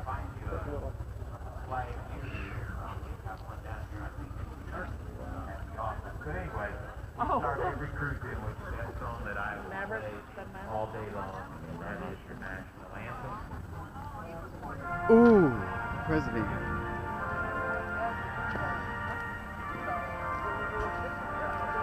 Studebaker, president.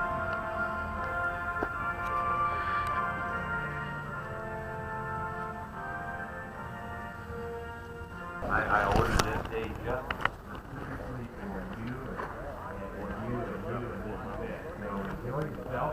56th annual. That's a pretty cool deal. Old car show. 56th annual. March. Yeah. In 1957, I was a few announcements anyway.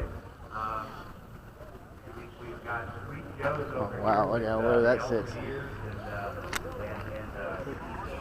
Got another SVT Lightning 471. Nope. And we've got 5.4 Triton. grill over here. There's another vendor down the road. And we've got Jimmy's Jawbreaker. That is low. For For sale. 1950 Ford F1 fuel injected rat rod, 22.5. It's going in full gear right now. And all the noise. You're making too much noise. Not intended for a Saturday afternoon. All right, let's get started with one by the Eagles. Ooh, Eagles. Now I'm definitely going to get a copyright struck.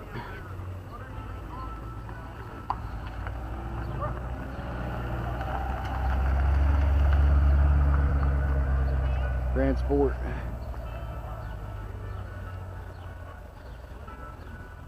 I think he's a little low.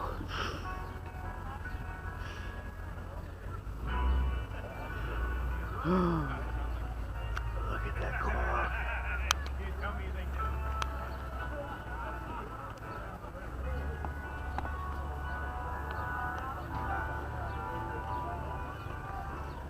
Hang on, I'm trying to get the cap back in the water bottle.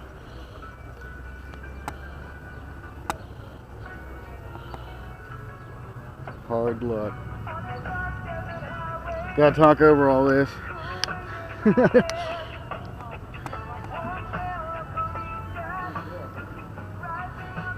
Chevrolet.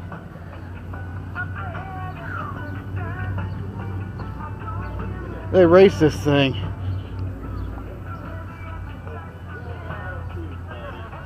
1949 Ford.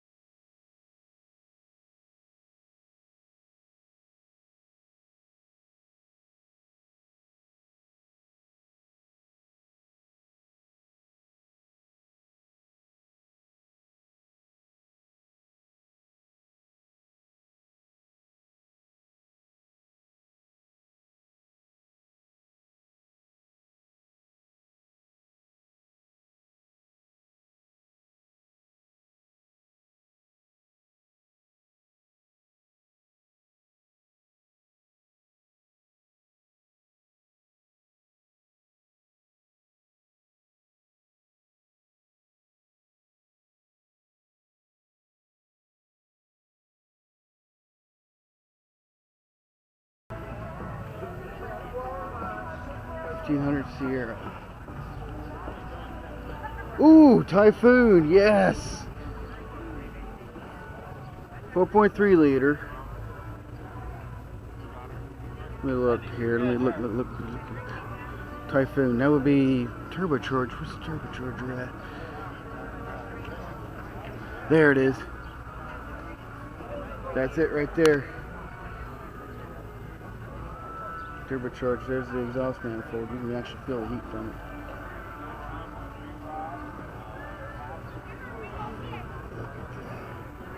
Oh wow, that's like a small block. It's got the 4-bolt valve covers in the center bolts.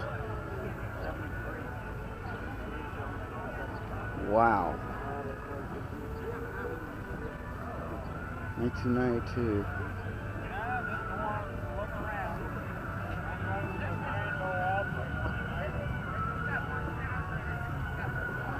GMC truck. This is basically a Blazer, except, well, turbocharged. Oh wow. Oh wow, it's got a boost gauge. Automatic. That's ABS right there. That's an ABS pump.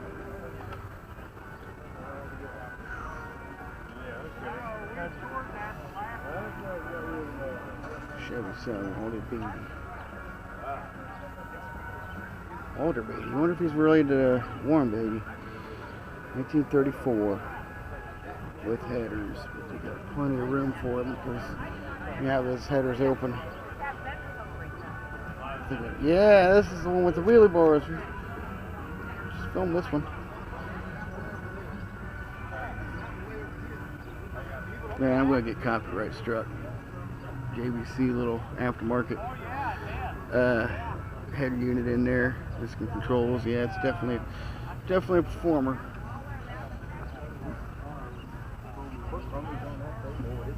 Chevy SS Nova.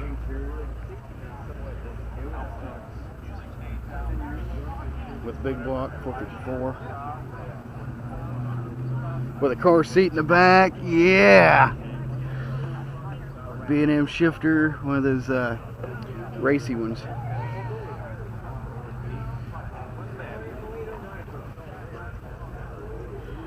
So many of them to look through. I might have to read this up.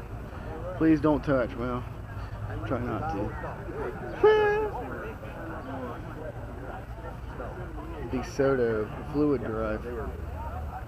More performance oriented. Who's the owner of the DeSoto? We don't know. You don't know? I think he's in the grill there. That was There we go. What's the fluid drive? Yeah. Must be the transmission. They were all trying to out-duel each other with trademark names for their brand. Their automatic transmission this time period was something brand spanking new, and this might not actually be an automatic transmission. It might be some kind of a special clutch.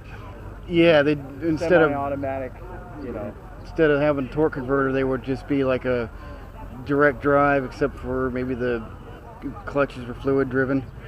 Yeah. Okay, and then they had the 2-speed power glide, and they had the right. I'm gonna look it up. Torque Flight. Torque Flight. Yeah, my brother has a Lincoln, 54 Lincoln. It's gonna be rolling in here. It has their first generation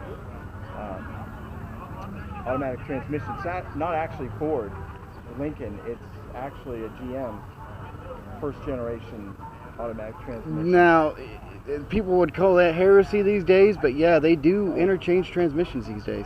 Well, they had to rely on each other. Whoever had the technology made in volume, yeah, they could make a deal on it. They did it. That would be Turbo Hydromatic for the day, which Turbo Hydromatic, they had a fire in the late 70s, I believe, and they would stop production on them. I think they used Ford transmissions at the time, and maybe a T5 manual. Yeah, after that first generation model series, the Lincolns got their Ford, their own automatic transmission. Yeah. Whatever the first generation for Ford was, I don't remember. Yeah, it's a jumble of letters and numbers. I remember the AOD. I remember the AOD very vividly. Had to, well... I'm admiring my Jeep's manual transmission. Over 6 years, a zillion miles, it's never given me any issues. That's what manuals are made for. Yeah, Now, 5-speed manual. Now, the Dodge RE ones, the 46, 47, 48, all them, they're automatics. I mean, we've been lucky so far, but yeah, the automatics is kind of a hit or miss. Ford Windstar, yeah, you remember that? Yeah, those transmissions are. Yeah, my sister kept having problems with her Taurus. She had a Taurus, I think a wagon. Taurus, okay, that would have been so AOD. Whatever, even if it wasn't smooth, if it lasted, it's worthy. Exactly, I mean, yeah. The shifting in my brother's 54 Lincoln, I don't know if it just needs to get broken in, you know. It's not, especially in the downshifts, it's not smooth. And when it jumps down to the lowest gear, yeah, you know, yeah. It's kind of like you're putting the brake on suddenly. So. Yeah, they'll do it. It does whatever it wants, pretty much. But once the downshift and be as harsh as possible, it's going to do it. Yeah. Look at this radiator. It's like a 1930s, 20s style. See how high up it comes? Look at that radiator. Yeah, that is. And see, what they would do back in the olden days, they would have the radiator out front and then have a hood ornament on top of it. Exactly. And then they started putting them in here. Now, this might be an aftermarket one for cooling purposes, because these things would get notoriously hot. And it is a flathead. That's a flathead. I helped my brother retrofit an aftermarket aluminum radiator in his. Yeah. Might get a bigger one soon, I don't know. So, do you have a car entered here? No. Mom won't let me. What you're driving, you're going to... It's not... I did my Jeep, and it's made a world of difference. Yeah. I mean, first of all, the original started leaking. The seals, I mean, it's plastic top, plastic bottom, in the tanks. Yeah, that'll definitely... Rubber seal got compromised and started leaking there. Yeah, I got a 92 Camaro that would love to submit. It runs cool. I changed the radiator in it. The original you could see daylight through. It was that bad. I mean, I'm using the original radiator as a target for my shotgunning. I'm going to pattern on it and see how it patterns. There you go. Because that's what I think of that radiator. A lot of vehicles have radiators just like that. Yeah. You know, plastic top, bottom tanks. Yeah. And rubber seal up on the core. The core, they got plastic. It's got plastic surround around it, and then it's got aluminum through it. So it's not too bad of a radiator. I haven't had any problems with it, but I needed one after that one was shot, and I had to do a timing chain and a intake gasket replacement on it. And Summit Racing. They've had their prices. Yeah, they blasted that radiator down to me. Yeah. The only issue I had in doing it was they didn't tighten up the securing for the petcock. Yeah. The petcock was closed up, but the nut that it screws into wasn't closed up. Oh. I fired it up and Radiator it wasn't in my garage. I was out driving it and started pissing on it, down the driveway. Yep. Yeah, we had a Voyager that some idiot mechanic, not me, you know, I'm a YouTuber mechanic, I'm a little bit better than this guy. He put radiator in there and we ended up having to redo the whole thing. Huh. Yeah, it was bad. He broke the petcock off in there and then oh my God. Went down to the Oakland gas station and it poured. It poured all over there, all over. He had to tow us back. Chain. Not just tow truck, no. Pull us back by his chain. The chain gang. Yeah. Oh my God. Yeah. And the shifter they put in my car, he did it wrong. Completely.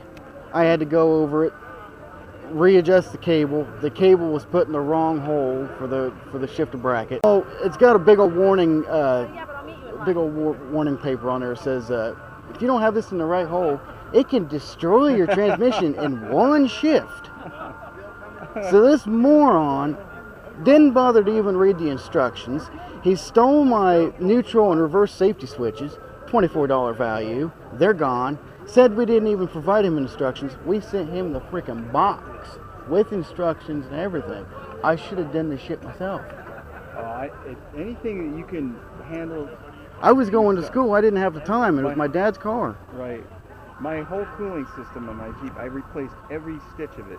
Yeah. I custom fabricated a gas. I started with a Profel compressed paper gasket. Yeah. And I carefully augmented it with the right type of silicone. Yeah. Perfectly flat.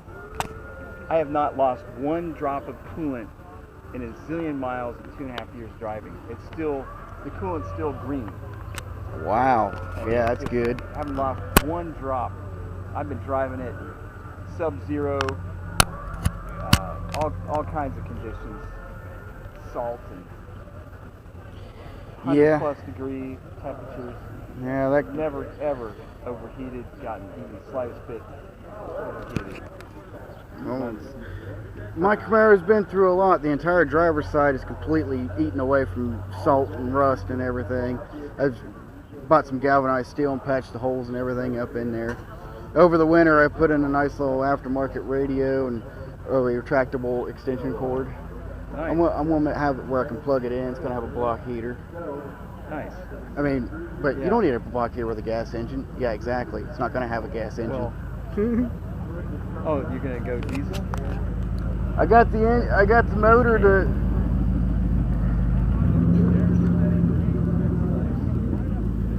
See, that's what my car should sound like, but I had to cut the exhaust off short to fit the subframe connector. You know, when I was a boy, my dad used to take us here to the demolition derbies, and he saw cars just like that, just going absolutely full tilt at each other. None of this, you know, 10 yards away, they'd be like the length of the grandstand. They'd just come flying at each other. Man. You could feel it, you could hear it. But now to see cars like that, you know, back when I was a boy, they were just smash up derby big time. Fairgrounds were here back then? Yeah. This Fairgrounds has been here. I thought it was around since like the 90s. What, this? Yeah, the Fairgrounds. Oh, yeah, you mean like 1890? Yeah, 1890. Yeah. 17, somewhere around the 1500s. Yeah, it's been a while. Longer than most of us. Yeah, Lancaster is a pretty old town. It is. There's an Amanda car show on the 9th I got to go to. That's my birthday. So, might submit my car over there. I got to make sure I can find a place where I can plug it in, because the way I got it, I got a power supply in the back. I could literally sit there for 6 hours, however long, and have my radio blasting for as long as I want. It's got a little TV screen on there, and I was like, well, this has got the little composite yellow, red, and plug my game consoles in there. Cool. You know, I don't see any Jeeps here right now. Maybe there will be some. Well, I should have brought my mom's, my little... I mean, an antique, a judgeable, you know, entry. So a 2004 is not judgeable? No, I have a 95, so next year it would be an antique. Actually, there is a class they created. I think it's 20 years, something like that, 15 years. Anyway, you were talking about body rust, and I found a fabricator in North Carolina. They custom cut 16 gauge, I think it is, stainless steel, marine grade. Yeah. 316 series marine grade stainless steel, and they machine polished it. You know, the swirls. Yeah. Brand new polishing approach that they just gotten the software in. It's computer generated. Yeah. And I was the first customer they had with this new software, this new pattern. So that's what's going on my rockers and around my rear corners. Yeah. I'm just patching mine with galvanized steel and putting some subframe connectors and hoping it holds. Yeah, I was doing that with the thought of entering it in the show coming up. Yeah. And it's not just that. I got 90-degree, heavy gauge 90-degree angle to mount the bottom edge. Yeah. Well, the 90s class, I mean, they can put 90s cars in. That's a 92 right there. That Typhoon. There you go. And that 4.3 right there that's based on the small block. That's a V6, but you add 2 extra cylinders that make it a 5.0. Really? But that right there, they put a turbocharger on them. And there's also a Buick, they call it a Grand National. You remember them things? And those were turbocharged with a 3.8. So there was 2 engines that they had, 2 V6 engines, 3.8 and 4.3. I had a 3.8 supercharged Buick Riviera. Buick Riviera, yep, that's exactly it. Was 3800 wheels. 3800 series. I could get from here to there in just a flash. Amazing performance. The Buick Riviera and the Impala Yeah. back in the 90s with the LT1, they were doing some serious performance. They were sleepers. They were. And they were bringing them quiet, back. They weren't loud. They were smooth. And a Buick When you Riviera. hit that, the supercharger wasn't excessively loud. Yeah, it was. I mean, you could hear it, but you know, it kicked in smoothly, and the power was just like a jet aircraft. I mean, Oh yeah. And it's a centrifugal supercharger, so it's pretty much like a turbo. Paxton, yeah. It's a Paxton. Yep, yeah. yep. And that's It's what you're really going to find good on design. these. Never had any problems with it at all. Ever. Exactly.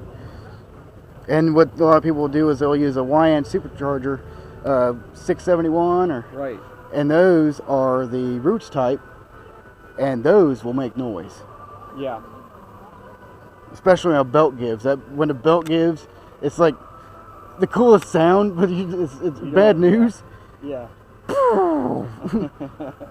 Love that sound, but it's not good for the driver. But these, they would cheat that little turbo in, little tiny turbo, and that thing is hell on wheels. Look at the interior. Isn't that nice? Yeah, it is nice. This is a Blazer, pretty much. Yeah, but it has an upscale interior, higher performance engine. GMC Typhoon. See, GMC had a V6, 350 V6. Right now.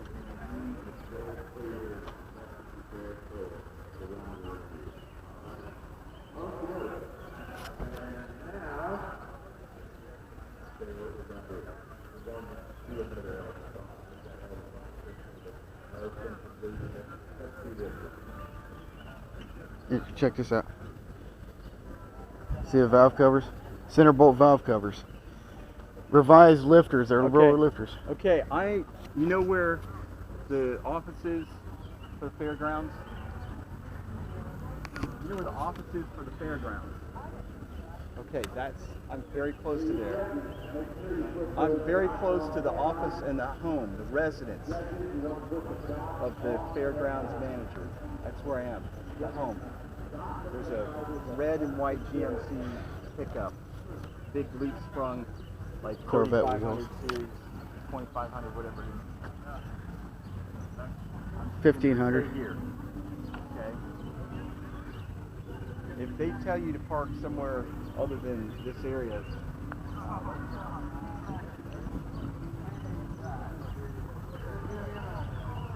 A lot of Corvette parts.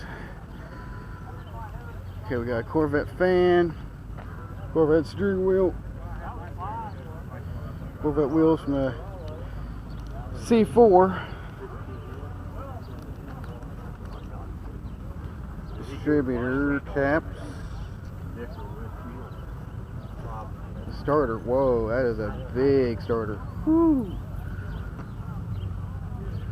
C28 caps, lug nuts. Oh man, I don't even know if those are gonna fit. Got some seats over here. We got some more noisemakers. Ooh, we got a second gen.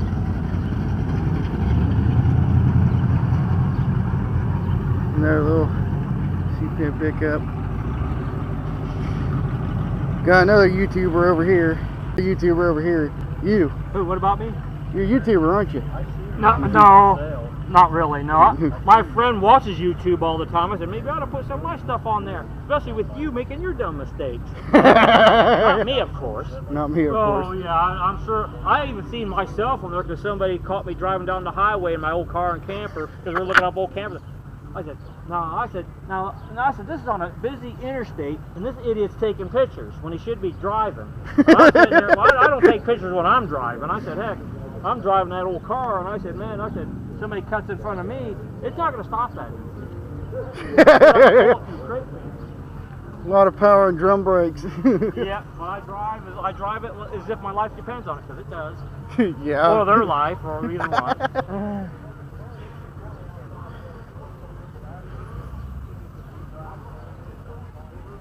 If I'm going to pick Best in Show, this is what's going to be it, right? This is such a problem. Is that guy owned the Firelight. Nope. Sitting on the seat in there earlier. That thing was a thick wall. Yeah, you can see the bills and everything. I said, damn, I would leave my wallet sitting on the front. You don't do that here. No. I said, man, stick it up your ass. I mean, somebody could reach in there and just run off with it. If they didn't already. I got a chain on mine. Ain't nobody gonna yank mine. Well, I said, then I have to pull it out of my ass to get mine. I have money to get home, but I got money, plenty of money in the bank, but I won't like to keep what I have. If you got fat stacks, it ain't gonna fit in your ass. Well, that's only if I get mad and I have to shove it up somebody. But not my wallet, of course. It'd be my foot. Bring my foot. Break my foot off there. This is sharp. This is a Firelight. Nope. I have never heard of it. I know that. DeSoto. Yeah, it's DeSoto. I thought DeSoto was its own little. I think it's DeSoto Sportsman. It says it right on the front side. Who makes the bodies for DeSoto? Huh? Who makes DeSoto? It's Chrysler Corporation. Yeah, it says DeSoto right there. There, that's where you can get your Whoa. Yeah, I think last year for DeSoto was 62, and they only made 500 of them. I thought a DeSoto was just a trim package. I didn't know it was its own little thing. Well, DeSoto was its own line. Yeah, from brand, yeah. Yeah. That is a Chrysler. So this is another DeSoto here too. I know that's probably got the fluid drive in it. Yeah, fluid drive. Damn, I'm good. So I ran into one wise guy who said, "Oh, all push-button drive cars mine had it 63 had it on the right side. It couldn't have. All Chrysler corporations had it on the left side." Yeah. But I was going to argue with the idiot because I think he 3 bricks shy of a load.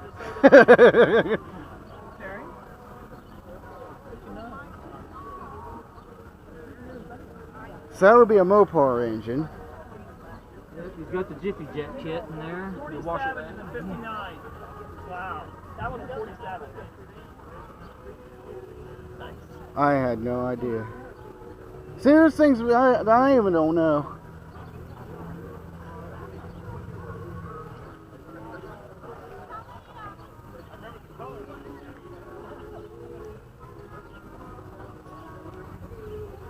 I'll rent that trunk out for rent it out as a room. Oh yeah, My 61 had a lot of room, like you can put four fat dead hookers in there. That can go down the next row. You can probably put 30 of them in. There you go. God dang, this thing was a mess when I got it. Well, that's. Right here. That's not too bad. Yeah, I mean it's fixable. Yeah, that rust. These things are big tubs. And if you're going to restore it, and if you're going to buy one already done. This is a lot of money to have all this chrome done. See that weld right there? Look at all that. See all that bubble stuff? That's redone. Well, I know that. Well, even from the factory they did that. They put this goop in the. Yeah, he did that correctly. That's the way it would leave the factory like that. Yeah, you want to make it as smooth as possible because. If he wants it the way it looked from the factory, that's the way it would look. Even my 62 over there has that kind of cement or putty in those grooves to seal it up. And then so that's a strut bar right there, strut brace. No, that's for your gas. That's your gas line. That's where you filled it up and that go into your gas tank. Yeah. I ain't gonna explain the guy's car, but I know Mopar. It looks structural. Oh, it probably is. Yeah, because that is a steel tube. My 61, of course, it had its gas tank back here. And on the way to God, you don't want to run out of gas because you can't tip a gas can up to fill the car. Yeah. the guy back here with that Mach 1, he said you got to kneel down to Well, fill I had it to up. bring I found an old sweeper tube from an old vacuum there, stainless steel, Yeah. and then I'd put it way out here and put the funnel in, right there. Now I carry one in my Plymouth too, because the gas thing's right back there, and it's a pain in the ass to put gas in it if you run it up. That's why you Exactly. don't want to run it out of gas. Yeah, and you'll suck that fuel pump dry, and you don't want to. Well, electric fuel pumps are more or less what you worry about on new cars. You don't want to run a new car out of gas. Yeah. Or a diesel. You don't want to run a diesel out of gas. Yeah, there's one of these outside of Montpelier, Indiana, by a guy's grain elevator. One of the same type model, but it's a 4-door hardtop, and he's just letting it sit there and rot. Well, that's a shame. That's a crime. And I go by there and see it there sitting there. That's pure evil. That's and even though it's DeSoto too. he wants to sell it rotten out and all that. No, I think some guys have tried to get it for him and he won't sell it. He'd rather see it rot to the ground than have That's somebody fix it. bullshit. You need to. Well, like I say, I used to think that way, but I said, hey, I'm going to sell this car. Let somebody else enjoy it and do something. If I ain't going to do nothing with it, let somebody else do something with it. Exactly. And I sold, and I learned. I've actually seen some of my cars that I used to have, and I've got that guy's fixed up, and I was pretty happy I did sell it because that way I could see it again. Yeah. Now one of them, somebody bought one of my cars for parts. Never Yeah. seen it again. Yeah. Now I wish I'd kept it, but Yeah. I'm working on a '62 Plymouth wagon now. Yeah. Because I got my '62 my hardtop over here. Well, I should say sedan. Sedan. I wish it was a hardtop. That way we wouldn't have the post in Oh yeah. Because. Okay. Yeah, the 4-door. When you say 4-door hardtop, I mean that's where we don't have the post. Sedan would have the post. Well, this is not. Well, this being a 2-door, you can't call it. They call it's it a B. It's still a hardtop. Yeah, B pillar right there, so it adds structure to the roof. But I mean, people abandon the cars, and you think, well, gee, if you're gonna live in abandoned, start a tow truck company, start towing that shit off to a lot, and say, okay, I got your car. You're lucky I picked it up, because if the fucking police department picks it up, you ain't seeing it again. Well, there's a guy in Decatur. That's in Indiana. That's what you go in Decatur. You'll see a bunch of old rusty cars. Oh yeah, Decatur. And that's what he does. I bought one off of him for parts. Yep. But it was a running car. But I needed it for my '62 wagon and my '62 Plymouth. Well. But he's also got a '73 Plymouth station wagon. White vinyl interior, not tore up. Beautiful. Straight I mean, body, but cream. here's the catcher: no title. Oh. I said, why don't, I said, if I'm going to buy this car, why don't you apply for the lost title? How I know the thing ain't stolen? And it shouldn't be on his lot anyway if he's selling it, because if it's on his lot, he has to have a title for it. He can't just write a bill of sale for it. Yeah, that don't exactly. work. Yeah. Unless I had a twin, you know, that was a real rusted out junker, put the VIN numbers on that car. Stolen or salvaged title, and then it's a bitch to get it registered. Yeah. I don't know how it is in Ohio, and I know Indiana's just as hard. Does Indiana have inspection? Only for antique cars. Oh man. See, you can't get an antique license plate unless you have your car inspected by a state trooper. That's the only way you can get historical plates on a car. And he's gonna, you know, try to well, get your no, car today. I can get antique plates anytime I want, but I went and put my military plate on there, my Army veteran plate. Yeah. That way I only pay for it every 2 years instead of every year. Yeah. Now our antique plates, we pay for them every year. In Ohio, they only pay for it once and that's it, on what I heard. Yeah, I don't know. I guess there's some kind of benefits to having military plates. Well, I like to have a military plate on there. That way they know I'm an Army veteran. So yeah, I haven't my seen dad. any action, so don't ask. I hardly consider marching and doing drills and maneuvers. Not that kind of action. Maybe some of that No, I don't mean Vietnam action, poontang. Be like my one cousin. Only action he ever seen was in bed. Yeah, exactly. He thinks he's a big Vietnam veteran. He wasn't even over there for a week. He was probably at China Beach. Then the war, they ended it. So then he goes around thinking he's a big Vietnam veteran. I said, if my other uncle was alive, he'd kill him because he was over there for 3 tours. Yeah. First tour, he watched all his friends get shot, and then he wanted to die after that. He kept volunteering for more tours, and then they wouldn't let him do it no more. He couldn't take it. He wanted to die, and he kept surviving. Then about 20 years ago, he shot himself in the head. Oh yeah. Kept hearing them sounds. You didn't even mention Vietnam around him at all. Yeah, You wouldn't live to get out. They of the don't house. talk about it. They won't talk about it. My dad never talked about being a World War II vet, and he was in Korea. Yeah. He never talked about that, because everybody always said, did you ever kill anybody? He said, sure they did. They ain't going to talk about it. That's the thing. They ain't going to. Anybody that's seen active duty, active combat, ain't going to talk about it. Especially if they killed somebody, they're not going to say it. I know my dad did, but that's not something you ask him. I said, Did you kill anybody? And I'm supposed to see what these young kids ask me. Did you kill anybody? Yeah, no, you don't ask that. No, that's one thing you don't talk about. Yeah. Kill you, you keep talking. My dad toured the Suez Canal in the Marines, Yeah. 78 to 82. Yeah. And he's got military plates on the car and everything. And well, he talks about it. Yeah, when I got out, if I would have been in there for another few weeks, I would have been shipped off to the Falkland Islands. He was this close. He was this close to being in active combat with the Suez Canal and the what was that? The Iranian where they kidnapped the embassy. Yeah. They were this close to drop an anchor, and they would have been in there. And they always brag about. I know when I was in there, they always say, "Oh, the Marines are always sent out first."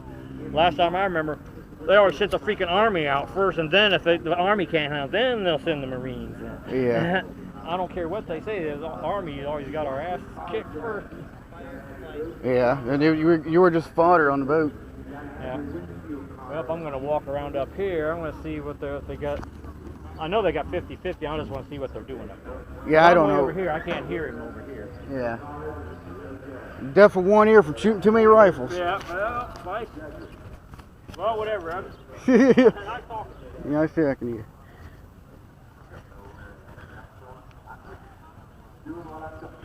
GMC 100.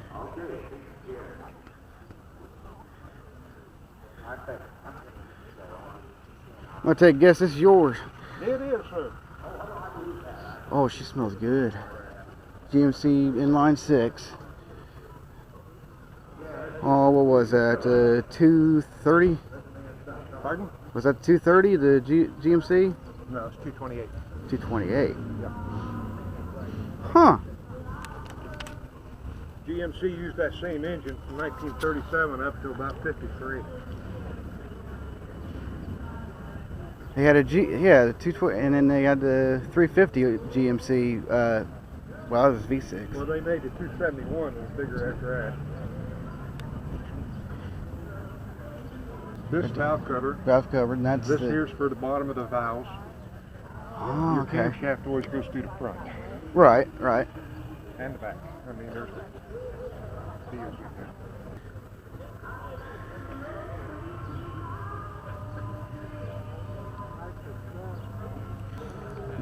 Oh, I love that. Is that custom? Yeah.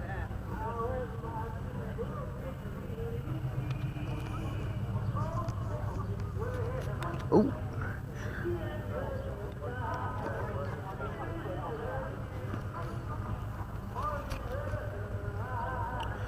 Full-size spare tire. Aww. There's the gauges. That might have been still 640, huh? Yeah, it probably was. He probably converted over 12 to the gas. Did you convert it to a 12? 12 volt? Converted it to a 12 volt? I did. Yeah, I thought I could tell the fuse box got changed. I just figured that's what you'd done. Well, the original fuse box was just like the one on the right of it. Yeah, right. That was the original fuse box. Yeah. Nice looking truck. So it's been a 6-volt positive ground, and then you made it a 12-volt negative ground. Negative ground. Negative It's a ground. negative ground now. Yeah, negative ground now. Back in the day, it was a positive ground. Right. Yeah. Yep. Nice looking truck. Thank It you. is. It is a beautiful farm truck. It's probably seen work. It's probably seen some hard labor, hauling around hay bales and. Look at the picture. Where's the picture? Oh, in front. Ah.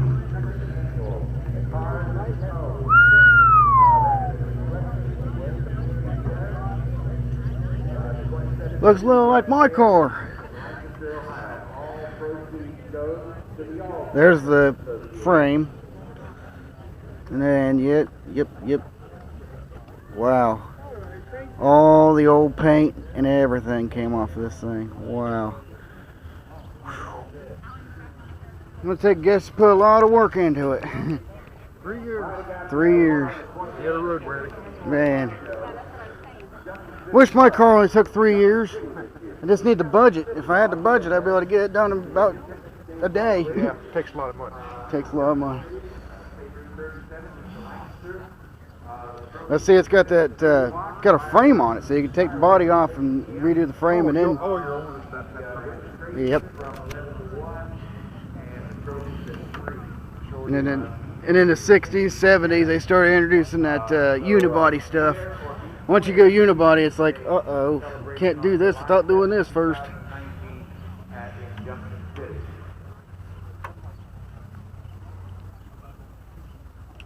Remove slowly. I'll remove it quickly. Look at that. Look at that fresh paint in there.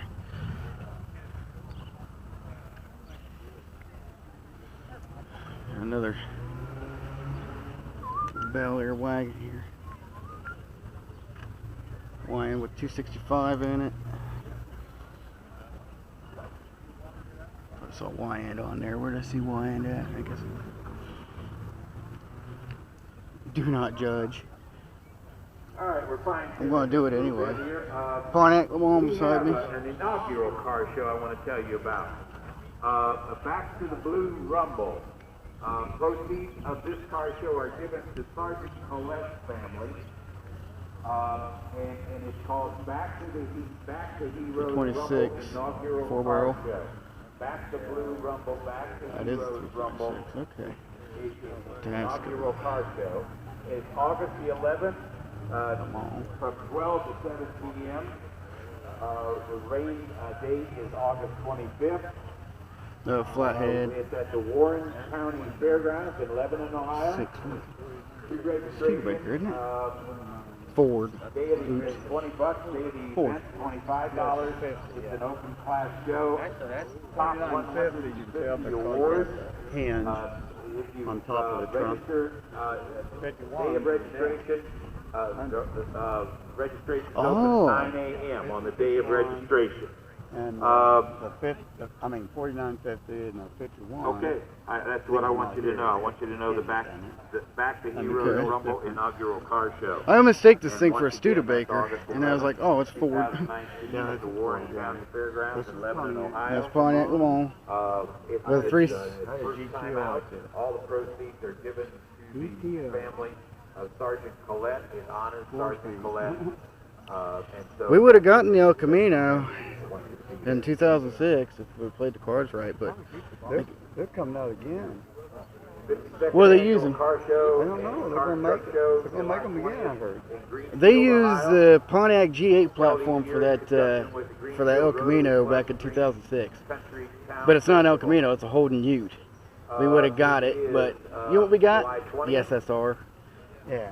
There's the El Camino out there. You come down, walk down. There's one right there. Awards at 4 That- o'clock. Oh yeah, That's those are like 70s. Car Club in Southern Ohio Custom Car Club. Yeah. 60s, Second and annual car. see, I got car had show, 73. And this July big. 20th Yeah. in Greenfield, They were Ohio. B-bodies. That's what I was wanting to get. You see I the, had 63. They had All the right. vinyl top with the check. Now we vinyl have top the 33rd with the annual cover for Super the Cruise tailgate. coming up. yeah, Bed. it's a beautiful truck car. It is on Yeah, it June is. 15th, And they have the 80s ones, which were at kind of, Fairfield County they look like Fairgrounds. I have Monte Carlos. shows Yeah. since 2001. And I do like will that. not And then be able to DJ they it had this small year. box in them, and We I have an think excellent DJ, they lasted little long enough Mike for the O'Reilly. 700 You R4 to all be know introduced. Mike O'Reilly. I think. Nope. Was it 87 when they stopped production? Excellent DJ. It was earlier than that. I know it was in the 80s. Supported us. And He's it's all the Earth Angel taken after the Foundation all Chevelle. these years. We have our 33rd Nope. Body. That's their body, yeah. Yeah, Nope. body. I have a family commitment out of town. And being a B-body, you can strip off any kind of B-body platform part that you want and put in them. Let's just say that. The Earth Angel's been a part of my heart. I'm part of the Virgin. Oh, they had Oldsmobile 350 diesels in them too. Oh, really? Yeah. They had those as an option from 78 to 85, and they threw those things into everything because of the gas crisis. They were also the first to introduce diesel engines into passenger cars in the United And all States. there was a V8 gas motor. Yeah. They converted over, and they wasn't that good. That's a problem. Well, the last 3 years of the Oldsmobile Diesel 350 was a recast Goodwrench engine. Those are going to be the best to pull from, but first thing you got to do is pull the heads and put studs on, because they have high compression. Yeah. They can turbocharge them. They're not that bad of an engine. They were just, I think, underappreciated and underdeveloped, and they put development toward. Oldsmobile shouldn't have had nothing to do with building diesels. They had GM Diesel Division. Yeah. Detroit. What'd they release in '82? 6.2 Detroit. What's that based on? Small block. Yeah. But Those are truck engines. They didn't put them in cars.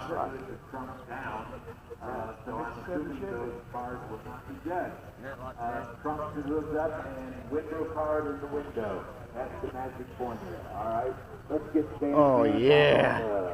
Music. Aretha Franklin. Oh no, I'm going to get copyright struck again. I might have to actually shut this video off. It's too close to the speaker. I need somebody to talk over my video so I don't get copyright struck. Just somebody keep talking. What? Oh wow. Okay, so there's what is this?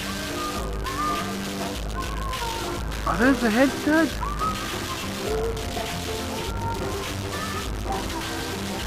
That's the valve covers right there.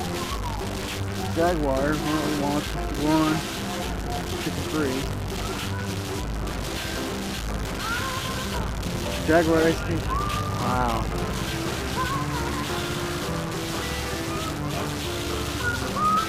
The Jaguar yours? Yeah. Sun's gonna start moving. Sir, you're the owner of this? I am, yes. She is a beaut.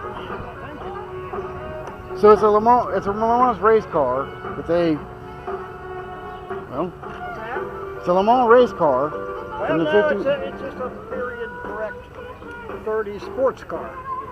It was a road car on the highway. Did they have, pronounce this, homologation back then?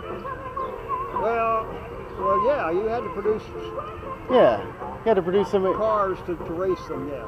So this would be... Depending on what you were racing. I don't think the Le Mans cars in those days, they were race cars. They were never street cars.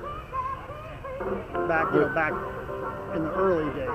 Yeah, but they would still today even release road cars for sale. Well, yeah. Nowadays, that's because of that. Homogenization, yeah.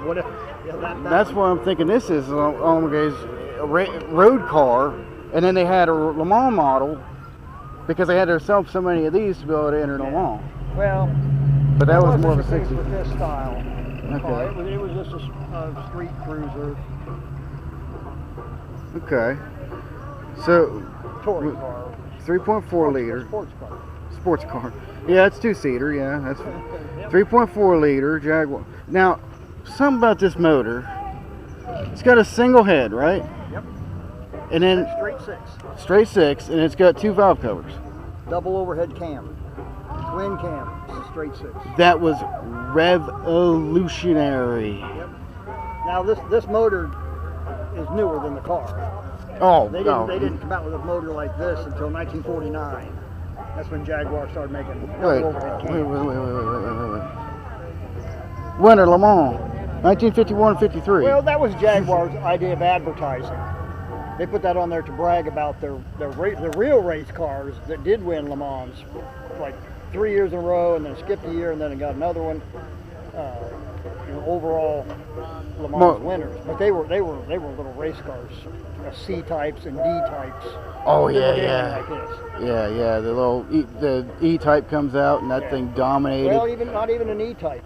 The D type and the C type, they were pure race cars. They were purebred race cars. Yeah. And Toyota would start borrowing inspiration for their GT, 2000 GT, and what else do they have around there? Those kind of copied the E-type. Yeah, the E-type, yeah. yep. Kind of an E-type looking thing. Yeah. And it's beautiful body style. Oh, Ferrari had one too, that Testarossa? The Jeep 250s. 250s? Jeep Ferraris were. Hello. How are you? Hello.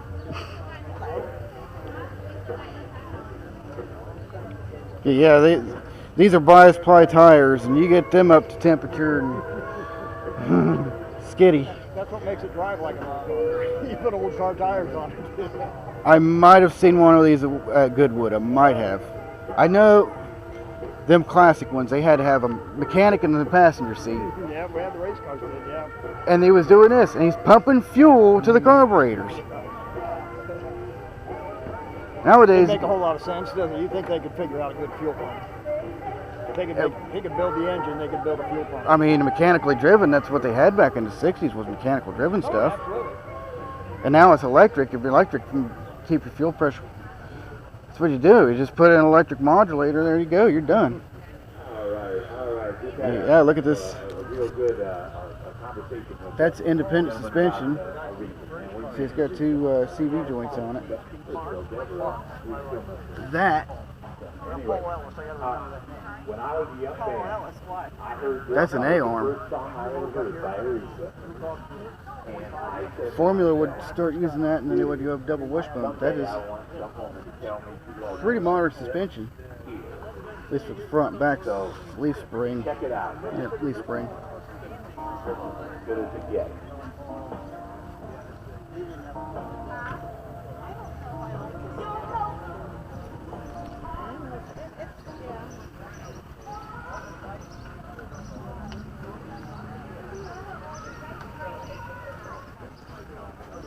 Another Holly, 4-barrel, all kinds of old parts swap and everything.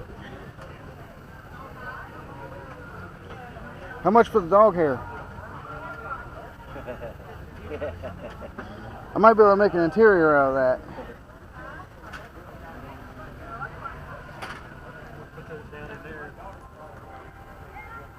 Wow.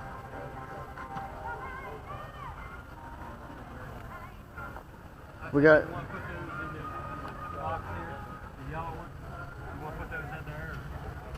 Saving those out for somebody. No, I thought you were. No, I didn't. Somebody. Oh, okay. Yeah, you got organized. Somebody got them disorganized. Yeah. Well, you're looking at the guy who's disorganized. What year's the Ford Escape? The what? The Ford Escape? What year is it? It's a 2014. 2014. It's got a V8 in it. Yeah. You know what's wrong with it? I'd tell you, but no. What's wrong with it? You can't play the radio for more than 4 minutes unless you have the engine running. Wow. See, well, you can do it for a couple times. After that, it drains the battery. I fixed that in my car. How'd you fix it? Power supply. I put a 12-volt power supply in there, and I got a retractable extension cord. I can just sit there and plug the car in, run the power supply. Radio could run for however long I want it. Doesn't drain the battery. This is a nice running car. Oh. But I don't like that feature.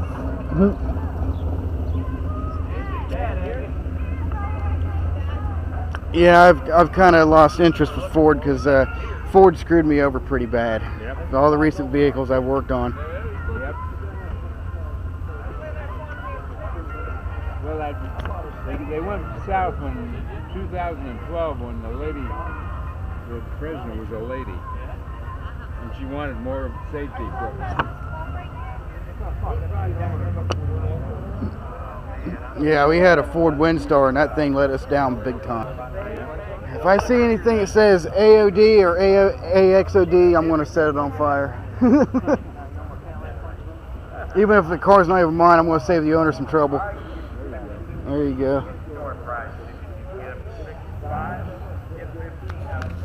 That right there is a four-door Chevrolet. Got to make sure I got it right here because it could be an Impala or a Chevelle.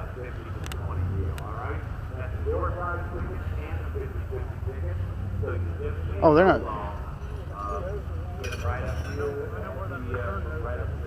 Doesn't my mind about. What year? Huh? What's the car? 66. 66.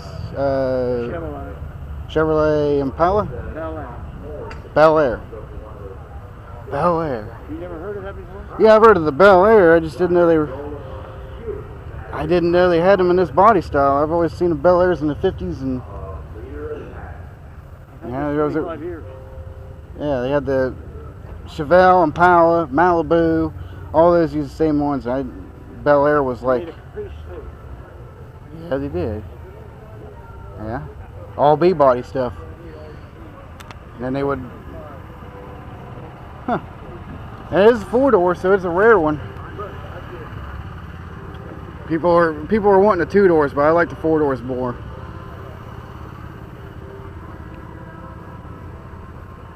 See the tail lights right there? Oh, you said 66, didn't you? Yep. The tail lights, instead of 3, there's only 2. Huh? The tail lights on a Chevelle Impala, on the Impala, it's 3 tail lights. This has got 2. Huh. Virtually identical.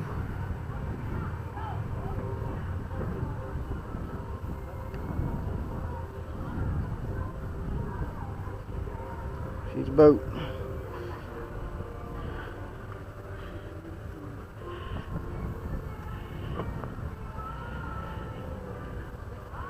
She gets about 30 miles to the gallon, right? Huh? She gets about 30 miles to the gallon, huh? I don't know, it's thick. I'm just visiting. You're just visiting? I'm looking down there to see if I can get that fuel pump or that pump box. Yeah, what time is it? Oh, it's 11 o'clock. If I walk back,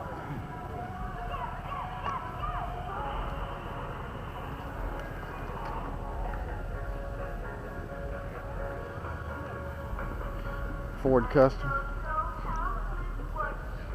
Oh, they got a fish fry going on. They got a fish fry.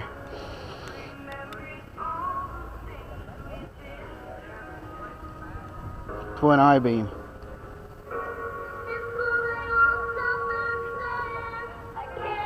You know what? Let's see what's going on in there.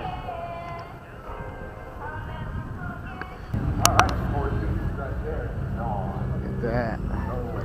Oh, he's got drag radials on there. I have a bunch of numbers. I've got some winners here. So, yeah, right. Well, see, I have some winners. I see them going by me here. Well, now, John, I know you stole that stuff, but everybody else won. I know how that goes. All right. 389 is You can't piss on what you can't catch. 389. This your lot? Yep. That's one of mine. It's my dad's. This one's my brother. Nope.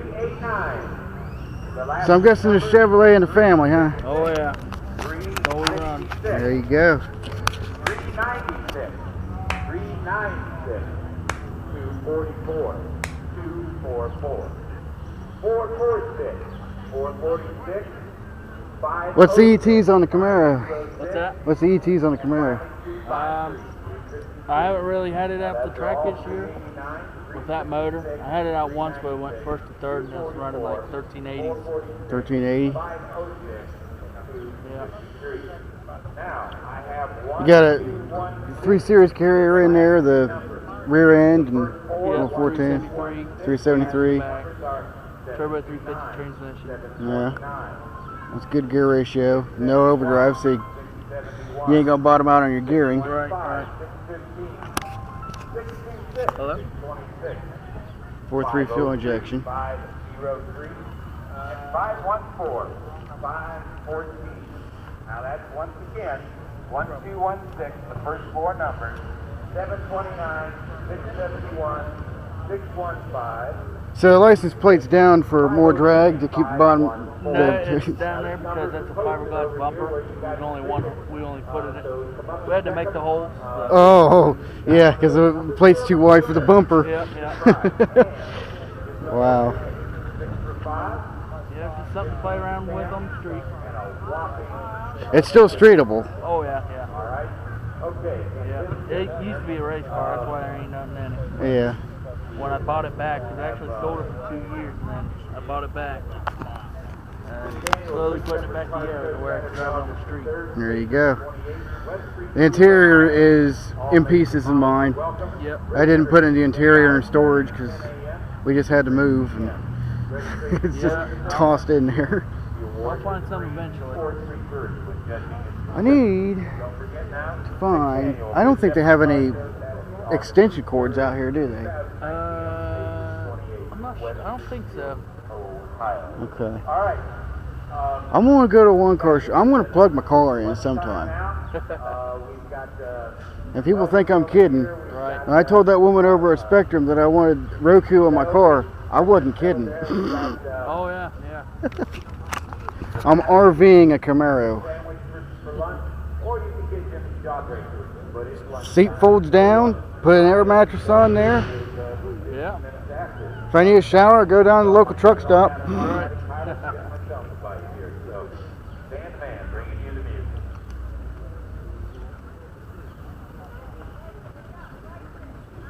There's a Chevy Venture. Oh, what that's.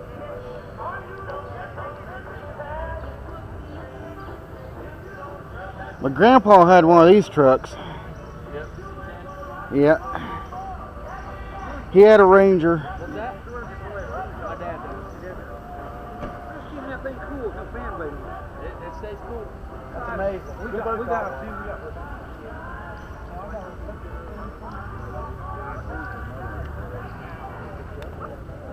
That's a V8.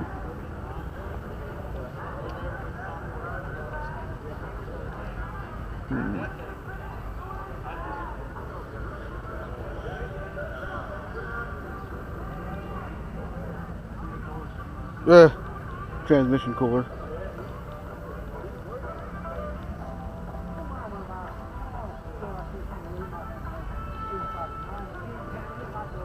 You can see this. Oh man. There she is. Okay, we got a bunch of. I'm gonna come back this way. I'm just gonna do some panning footage.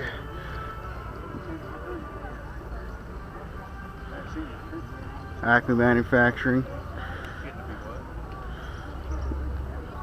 Oh wow.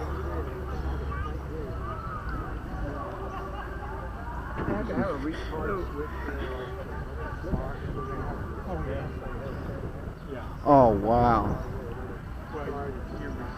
It's got a little wood block for the spark wires. You don't drive it like a car, you drive it like a tractor.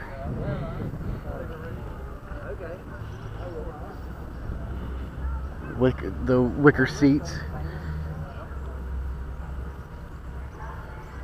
That's the Ford lot over here. And we got there's that Duster Twister Plymouth. What you got in you? What are you? 73 Plymouth Duster Twister 318. Oh, but they said that's not a muscle car. Oh, let's go to 318. You gotta have a 383 in there. Yeah, okay. Pretty sure that's a muscle car. Little bumblebee in there. But it's a Duster. This ain't a Super B. Can't do that. 200 horsepower, 318. Sure. Ooh. Man, that's wide. Inline 6. Dodge 100.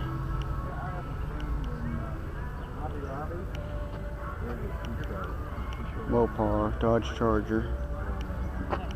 67. 383. 300F. See, they have a Chrysler 300. Ooh, look at that intake. Wow. Oh, cool. Long tube runners for more torque.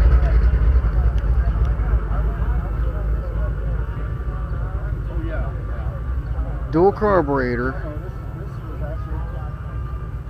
Yeah, they're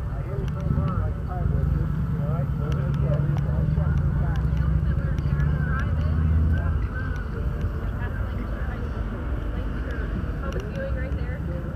Goes down the Sheridan Drive, turn right on the Sheridan Drive. Then the hospital's right there. Turn left, past the hospital, and then Wesley Ways, back off on. Whose 300 is this? I have no idea. That guy in the blue hat up there. Guy in the blue hat? Okay. He's talking.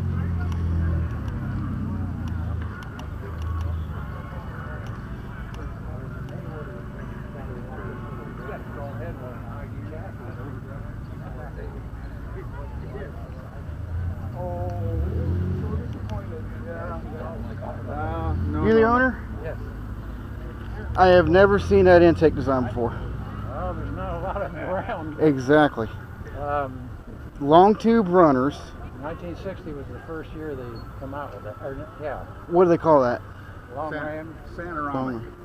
Sonoramic. That's Sonoramic. Is that Plymouth? Is that trim? See, I'm a Plymouth guy.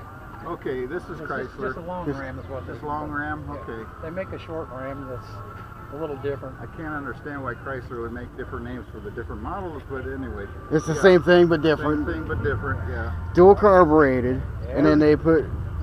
Tuned for the mid-range, You know, 3,000 to 4,000 I admit, RPM. it's only happened a couple of times because I've had this Yeah. car for 20 years. I've been asked a couple of times if it's for 2 barrel carburetors, and I thought, why would you go to that kind of trouble and put 2 barrel carburetors on? Oh my What's God. a single barrel? No, No, they're 2. 4 barrels. These are 4 barrels. 4-barrel carburetors, 2 of them, so that makes 8. barrels, yeah. And you know, since the carburetor is only feeding one side of the engine, you're actually running on a 4-barrel idling. Idling. You know? There would be a way to cheat something. You could probably put air grabber on this. Like, something in the hood to just plummet right down to the intakes. Because, You wouldn't want No, You just get all over the place, don't you? Yeah. you know what the factory does when they want to do that? What? They take out That's this such a nice headlight. day, I couldn't stay Put out. yeah. a duct up in there. They take Oh, that the new Chargers do that too. Or the Demon. The Demon does that. They Yep. take this headlight. Yeah, they do it. Did it on both sides for the Demon. That you heard of two port injection from Chevy? Has to be inspired by this. Yeah. Long tube runners, plenty of torque. Oh, torque out the wazoo. Exactly. Those are humongously long. But they're tuned for the mid-range. Yeah. Now, you take that on a drag strip. I had a friend who had a Dodge that had this set up. A Dodge. Yeah. And he took it on the drag strip. He ran it one time. He came home, took them off, put them up on the wall in the garage. Did it 2 inlines like my Fury. Yeah.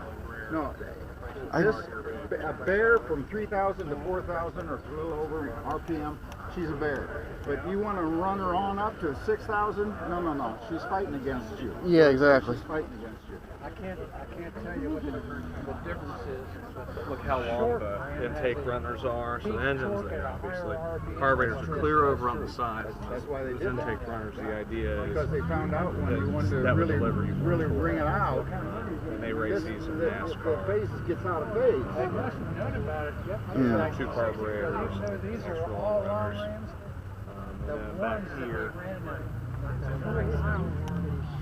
Short rams, yeah. Yeah, you'll get higher RPM and They also, higher. the short ram, those cars had solid liver. Oh, yeah. Oh, yeah. but people argue with me on the internet all the time about how much of a more I. No, long runners make more RPM. I've been arguing. No. Yeah. Shorter ones. Shorter ones, yeah. They got the SL airbox. I'm thinking small box stuff. They got the airbox thing. Short runners, plenty of storage of air. This, let's see something, because I'm not seeing a whole lot of storage for air. It's just Oh, no. in. No, yeah, it just sucks. It's open all the way around. Yeah. Yeah. But what would a storage box do for this? Well, I have no idea. And they only had it for this motor, or was this for? Did they have this for the Hemi or? No, they never had this for a Hemi. They didn't have ram tubes for him. That would have been excellent. Except, well, they did have, whoa, not tubes. They did have. 59, that's the first year that the Chryslers had the wedge. 60 was the first year they had this ram. Yeah. You know something I've been wanting to before I get away and I forget about it. The louvers in the hood. Is that you or is that I gotta go check. Chrysler? No, that's Chrysler. Yeah. Louvers in the hood. Big art in the paper day. Oh, yeah.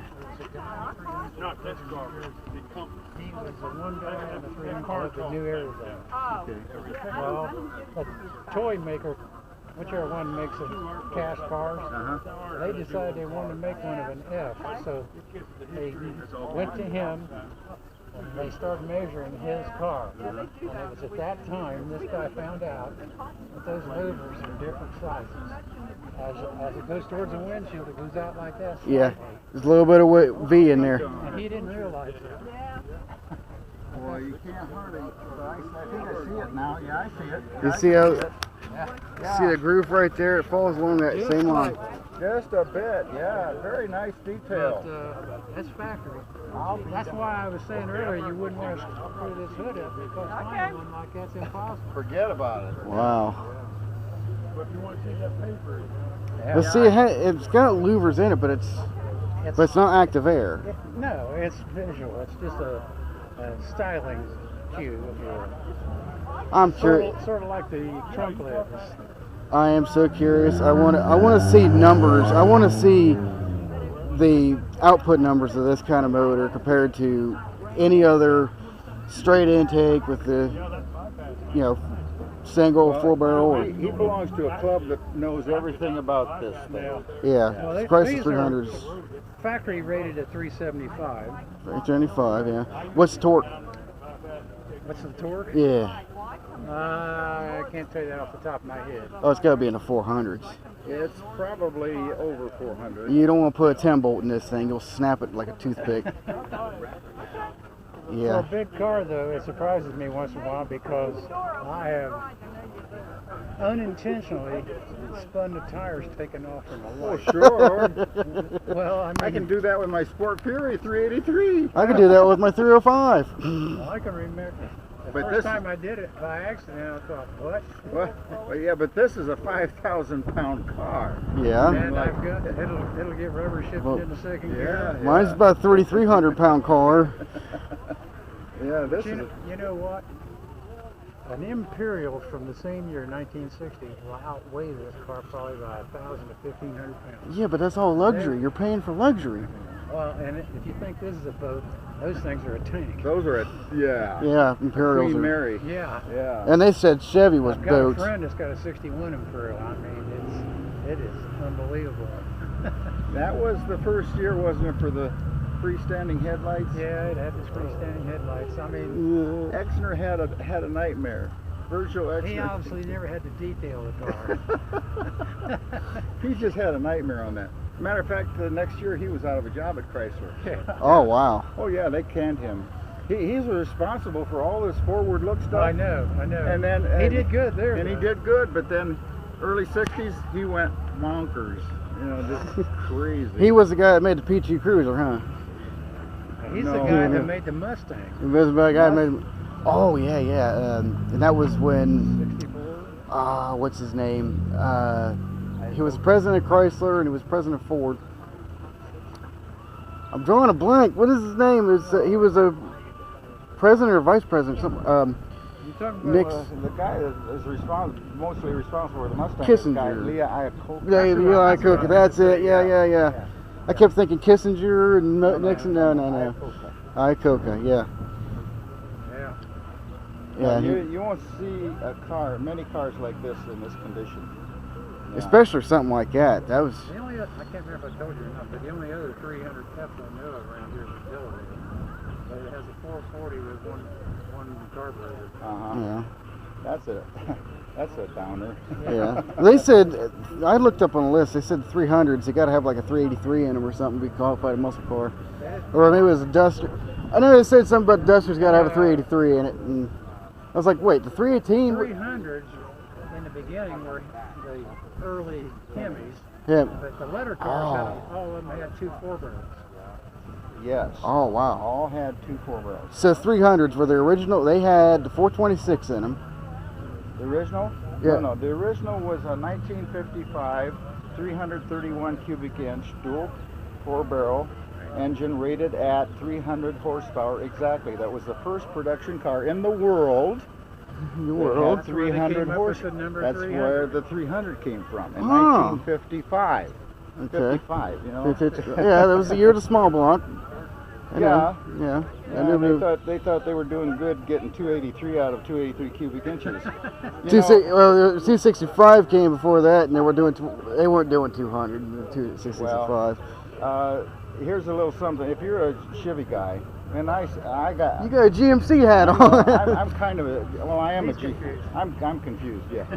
No, in my heart, you know, on the outside, anyway. In your brain, you're Chrysler. Yeah. No, in 1954. Yeah, 1954, DeSoto had an optional car similar to this. They called it the Adventurer. There's a firelight down there. Yeah, well, I'm talking about an Adventurer that's trimmed in gold. Okay. Yeah, Actually, did they call it the Golden Adventurer? I don't remember that. No. Yeah. But it had a 354 cubic inch, a little bit bigger engine than the original 331. 354 cubic inch, dual inline, not a Ram, but dual inline 4-barrels. Right. Rated at 354 horsepower in 1956. Rated. We're talking when SAE was just starting to become a thing. Well, okay. Rated. They were doing well over. This was max. Yeah. They were doing well over. Like everybody at that time. Oh, it only does 350 horsepower. Yeah, it does about 425 to the wheels. Well, anyway, no.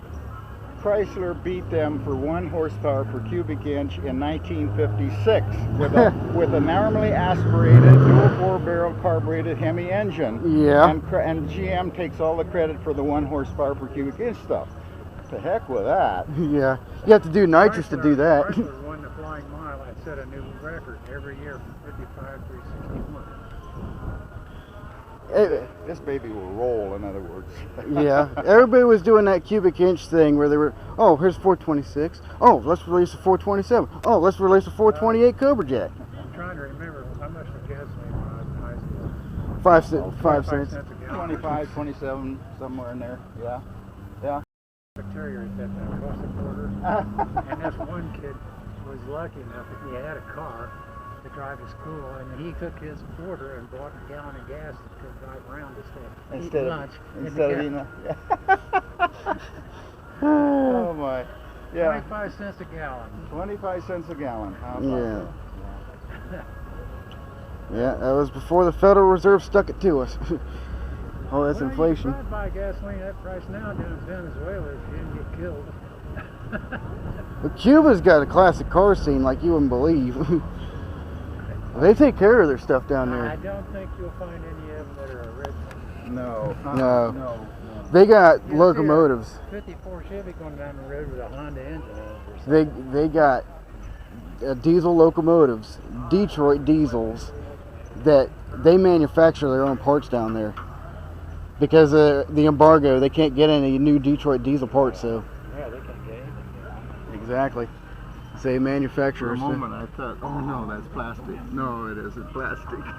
It's that stuff that predates plastic. Honestly, I'm not sure what it is. It looks plastic, but yeah, it does. It isn't. What was that, glass? That's fiberglass. That's an aluminum alloy. No, aluminum alloy. Yeah, it's an aluminum alloy. One thing that's bad about this car is the 300s have a different grill. Oh, anything else. So 1960, they made 164 of these. That's how many balls are out there. Wow. You know, they made 7,428 Furies in 1957. I'll bet there are fewer Furies around today than 200 and... I'm just somewhere around 290. You know why? Dude, this was a special car from the get-go. Now, if you're for a Plymouth guy, it was a special car. Oh, sure. Nevertheless, nationwide, it was a throwaway car. You know what I'm saying? Plymouth was just a throwaway car. Well, compared to the rest of the Chrysler models, Plymouth was the low-cost model. But that doesn't mean that a 3 was not a nice car. Yeah. You think? Yeah. You think? But I thought they were awesome when I first saw them. Yeah, that's why I got one. But no, it's like Duesenbergs. They made maybe a few hundred of them. There's still a lot of those around. You'll see them at the big auctions and stuff. Why? Because they were special cars, very expensive right from the get-go. They went to the elite people, you know. They knew what they had. They preserved them, okay? Well, not only that, they drove them in a day when they never used salt on the road. Well, that's true. That makes a difference. Well, that was another thing. In 1957, Chrysler, actually in 56, 55, 50, Chrysler was really hurting sales-wise. And that's why they got Exner in there to, you know, juice things up. One thing that's good about the 60 model Mopars is that was the first year of the unibody. Unibodies, yeah. See, I have an old-fashioned frame body. That's to lighten the load, right? Yeah, well, it's cheaper and it's cheaper to produce. Yeah. But yes, it's a more modern way of doing things. Exactly. But they didn't pay much attention to rust in the mid-50s. No kidding. The body engineers, they didn't even think about it. This car is a northern car, and to have it survive like it has is unbelievable to me. Where, from Canada, or? I got it from the Finger Lakes area of New York State. Oh, that's nothing but salt. Yeah, you got it. But the guy that bought this car, he got it from 68 or 9.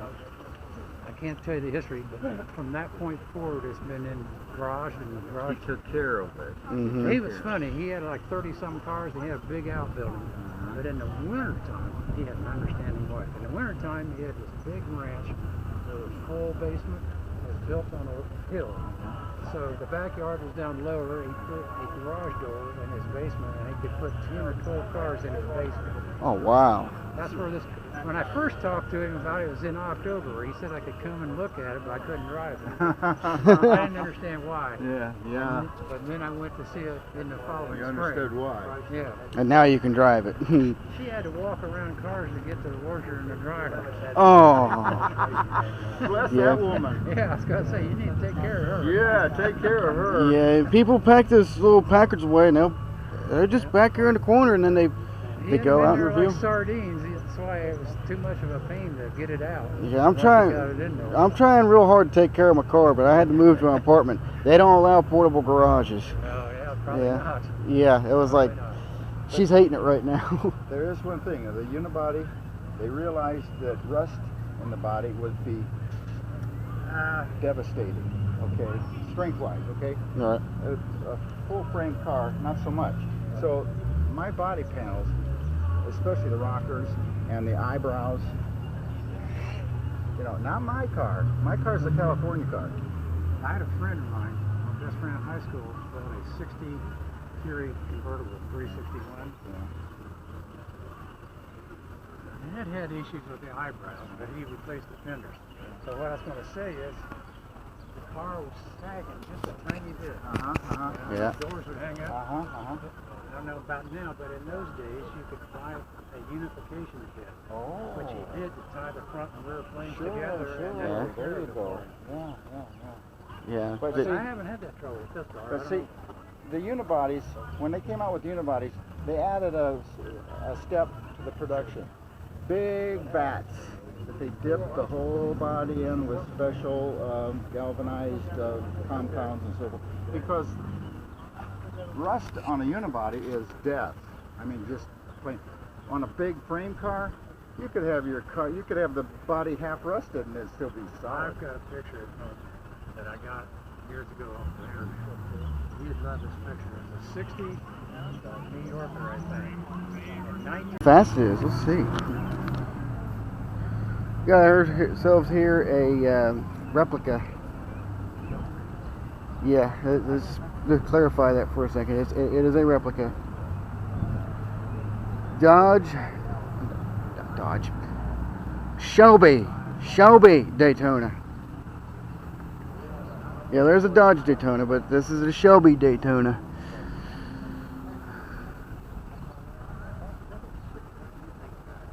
Oh man. Wonder what it would take to ride in that.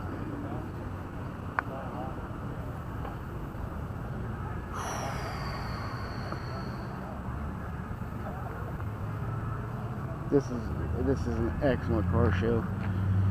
You guys should come out here, Lancaster, Ohio. Lancaster, Ohio Fairgrounds. Got a Jaguar over here. I wanted to see the race car, and I'm going to pan around.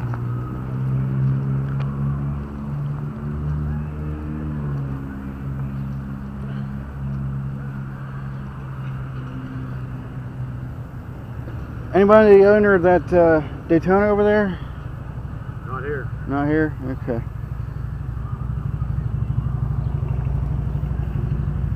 Jaguar. For sale. 1996.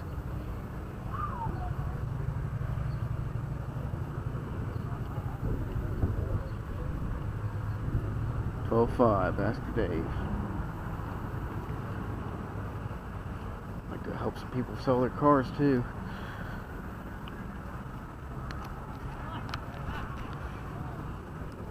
Chevrolet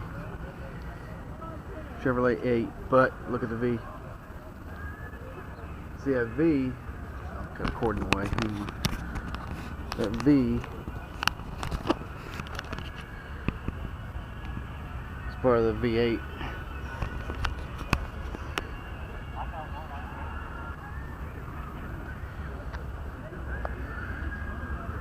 But I got a good shot of that. I'll get more footage.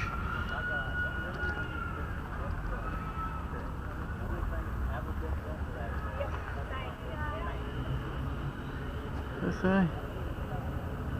Lincoln. Lincoln.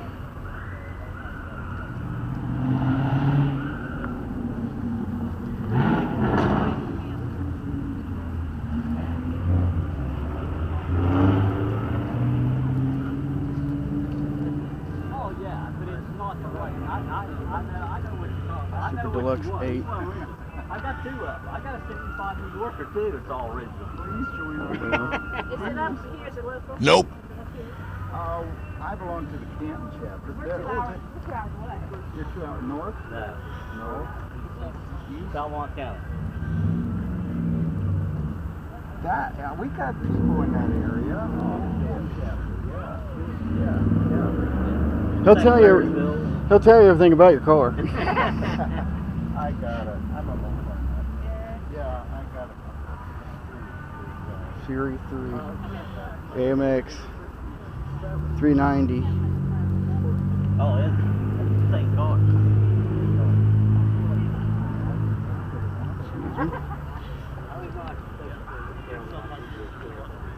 AMC AMX.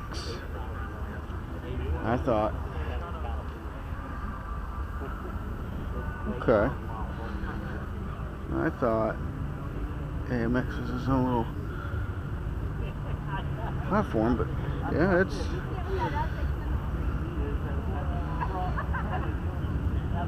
Look at the vents. There's a modern vent.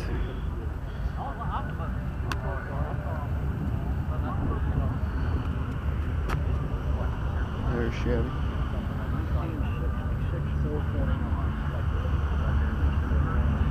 Ford 66 429. So that was an option, 429 coverage yet. Big block. I can't hear it. I can't hear it.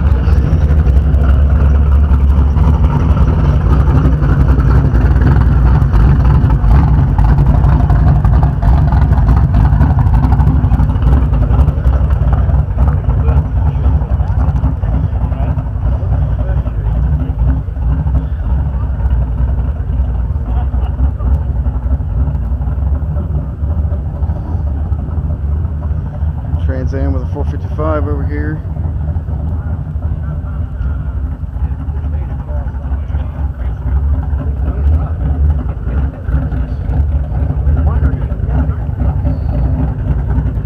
It's designed to do that.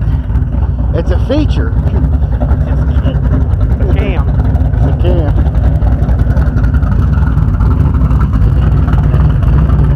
Not a stock cam either. Oh yeah.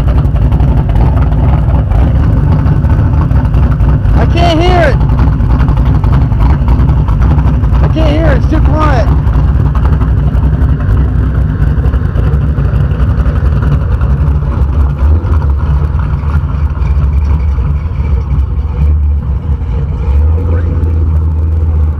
See, I can get my 305 to sound like that. Anything to sound like that. Anything to sound like. It's got that roller cam thing, that stock roller cam.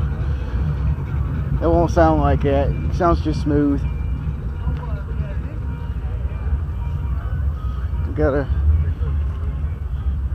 a rear engine truck over here. Flathead. Oh, this is one of them trucks got 2 engines in it. Yeah. Makes it ride better. Makes it ride better. Yeah, trucks do like having weight in the back.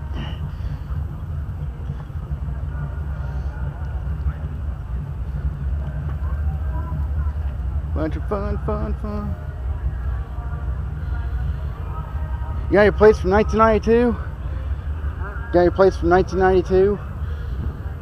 For 1992? Yeah. No, I do not. Too new for me.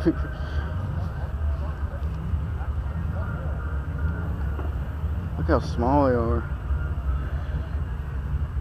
That's what they were back in. Versus steering wheels.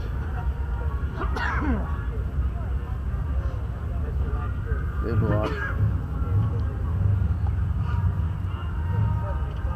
What car part is this? Fishing car part. Is that where the antifreeze goes? Okay.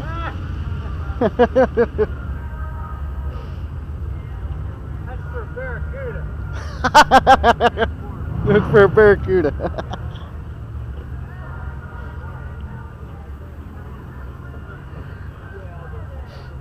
Look around here. What's that? 6 horsepower Tecumseh.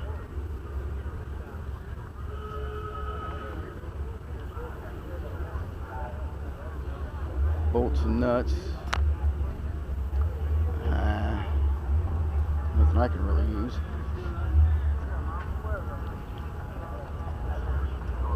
Ooh. Look over here. We're gonna look at all of them. I'm just gonna 3 Holleys. Single barrels.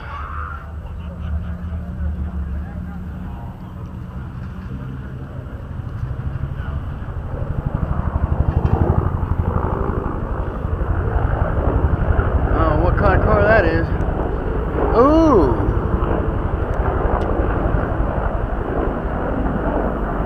Those are military.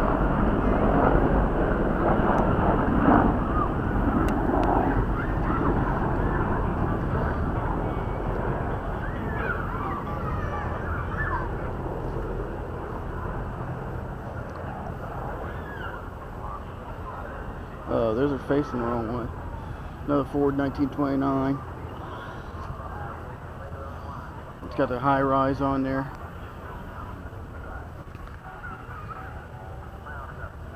Elko? Elko.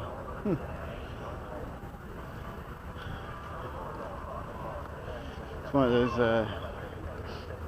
is that?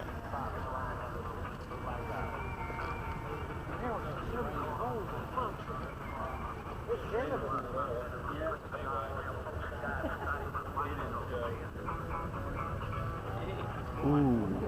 Good. Look at that sled.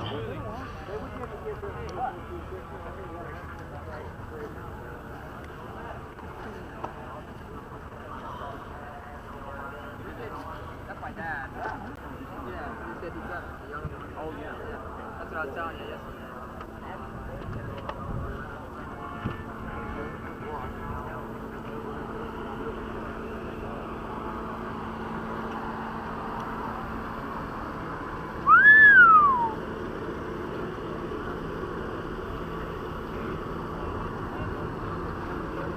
That's a nice van. It's for sale.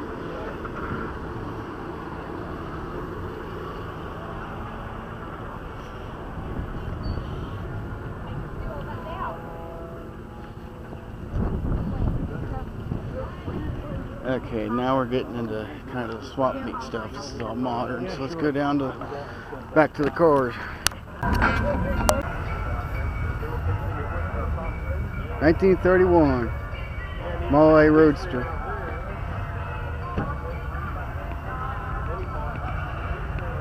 The gauges are just stickers.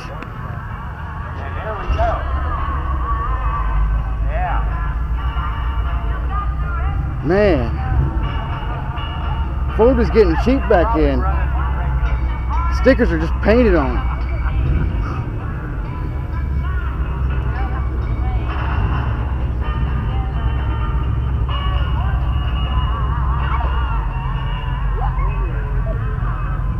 Like little bicycle wheels. That, wait a second, doesn't need that. Yeah, make it look like it's got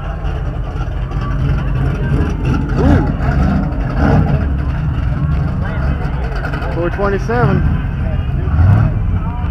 Can't hear it.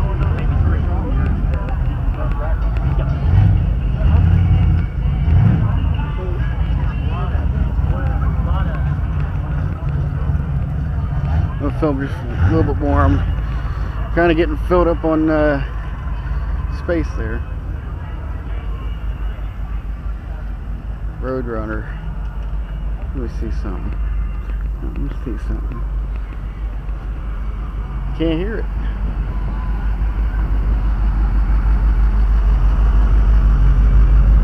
Columbus 360.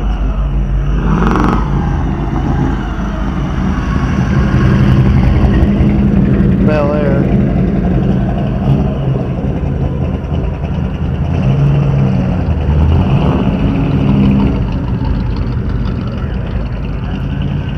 Oh, they're going to the cruise in. That's going to happen here pretty soon. I'm going to go around there. Lancaster Old Car Club. This is an old fill station. Wow.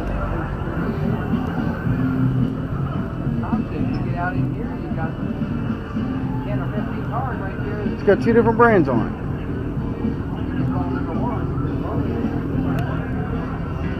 These are the old fill tanks filled with gasoline. Contains lead with ethanol gasoline. That's got lights on it. Huh. A little crank handle.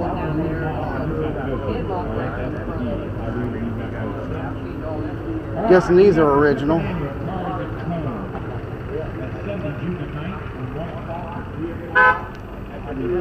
That's for me. Oh man, you can smell the wood in here.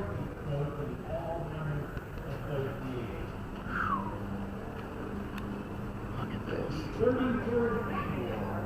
This all predates me. All kinds of gauges, fuel pump test, compression test gauge. Wow. Spring Festival, that's all their cards. 1957. So they were doing classic car events way back when. That. Oh, it's an oil drum. You fill that up, and that's what the motor oil came from. Okay.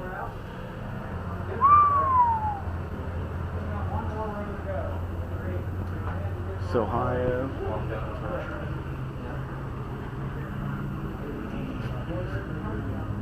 This is all before my time.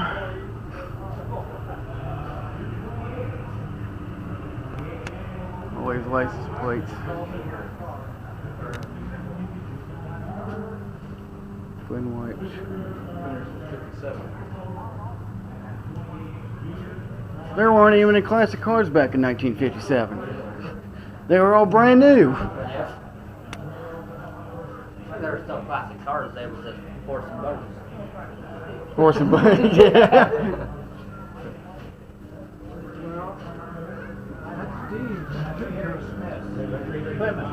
No, we're talking about the Chrysler back here. No, we're talking about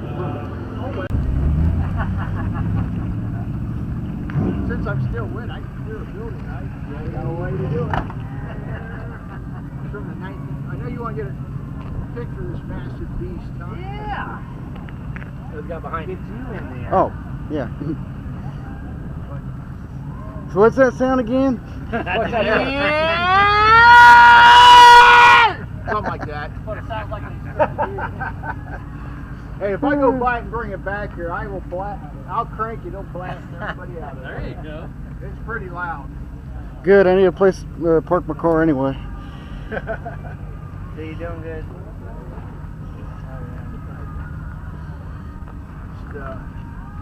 This is my next project. I want to get it done in 2 months.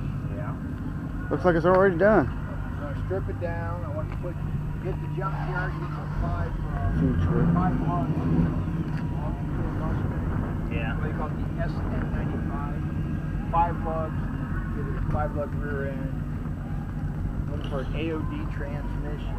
Yeah. What? Got an AOD transmission? No, you don't want an AOD transmission. Yeah, I want the overdrive. You want the overdrive, but you don't want AOD. Oh, yeah. I've dealt with them. Oh, really? They're Yeah. pretty hard to deal with? Yeah. Oh, I thought it was about the electronic shift. Everyone says go with those things. If you're looking at a Mustang transmission, I would get the manual. They do have a world-class T5 if you want to do that kind of swap. That's what. It's hard to shift when you're holding one beer, then you got to put it in a cup. Holder. Then you got the peanuts in the other one. I mean, it's hard to steer, let alone then you got to shift. I might hit a bump and spill my beer. If there's a way to. People like you come over and say, "What is that alluring odor?" But it's Coors Light. It's Coors Light. Oh, he's a Coors drinker. Coors Light, yeah. Blue Coors, Mountain beer. Blue Mountain. Hey, best color in the trailer box. This will be, like I said, in 2 months, this will be blue and silver. Cool. It might have the 351 Windsor in it. Really? Nice. So I want to get it done before cruising season. When did you get this? You've had this 7 for a while. years. Air. So it's got a 3-speed Ford in it. Okay. It looks nice. But it's going to get painted. It's going to get painted. Blue and silver. Nice. Then I got to have I like the three stripe light, Yeah. Adidas. Yeah. I want to go 3 stripes. The first one will be blue, silver, black, silver, red. Might switch to blue and the red around. Yeah. Because it's got a red interior, so I want the stripe to match the interior. Yeah. You doing an engine swap? Now, Windsor. I'm putting 351 Windsor in. 351 Windsor. Okay. So. Tell me what you're thinking. With Well. the C4, you don't get the overdrive, but the AOD you do get the overdrive. Okay, C4. That's not automatic. 3-speed. Okay. Yeah. Automatic. Okay. It's got, I'm still thinking manual. You could, if you wanted to, maybe put in a 700R4 if you want over 204R if you can find one. But that would be you'd have to get a mounting plate and you'd have to do some stuff underneath and maybe even cut it and tub it and all that stuff. I'm going to see you.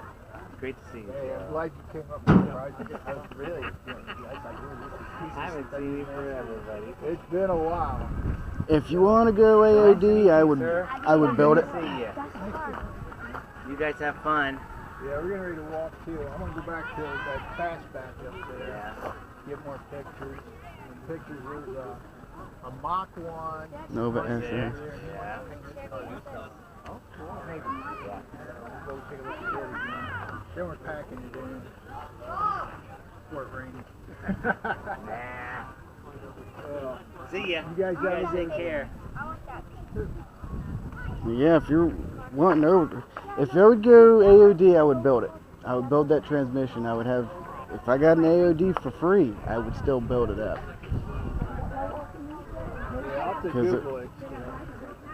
What the projection looks like. Yeah, just build up that line pressure and make sure your clutches are going to hold up and all that stuff. If there's any revisions that they've done to the AOD, do them. Make sure they get done. The 4L60E will leave you stranded.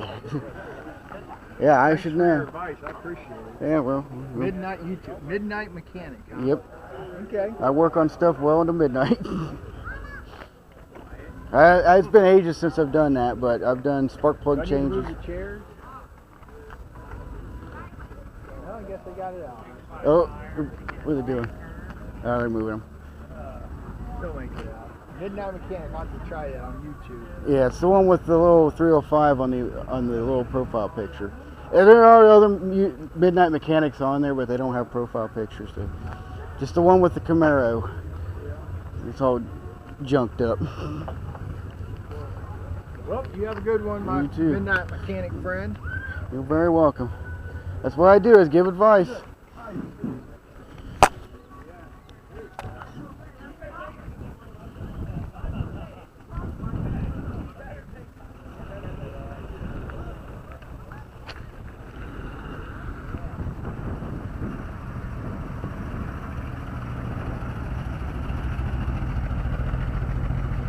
Kaiser. Oh man, who makes that?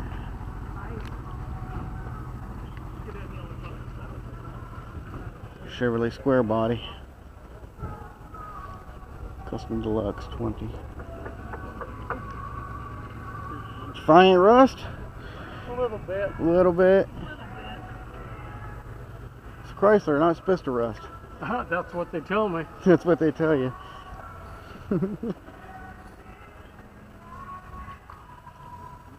Good price on this guy.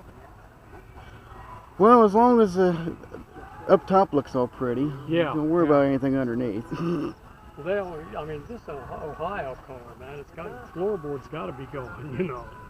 Oh yeah, I know. Yeah. I'm cheating in galvanized steel panels in my car, so. Yeah. They're not welded, they're just bolted in. I just needed something where I didn't see daylight anymore. Yeah, exactly. It was getting pretty bad. The carpet was still, that was what was holding me in. Mm-hmm. Yep. I had them like that. Yep.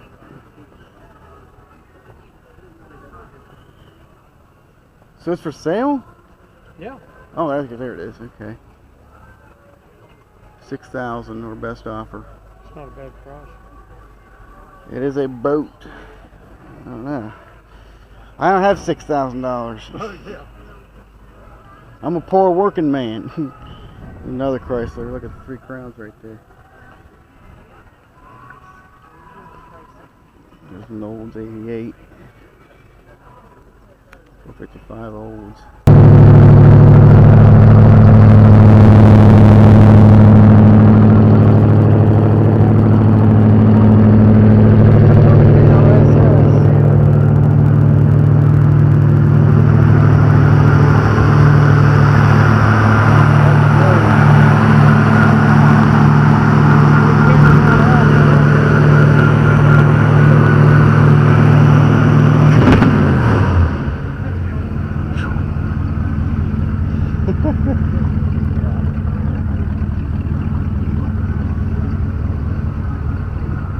Man, that's what I would get right there. If I wanted a pickup truck, I'd get one of these.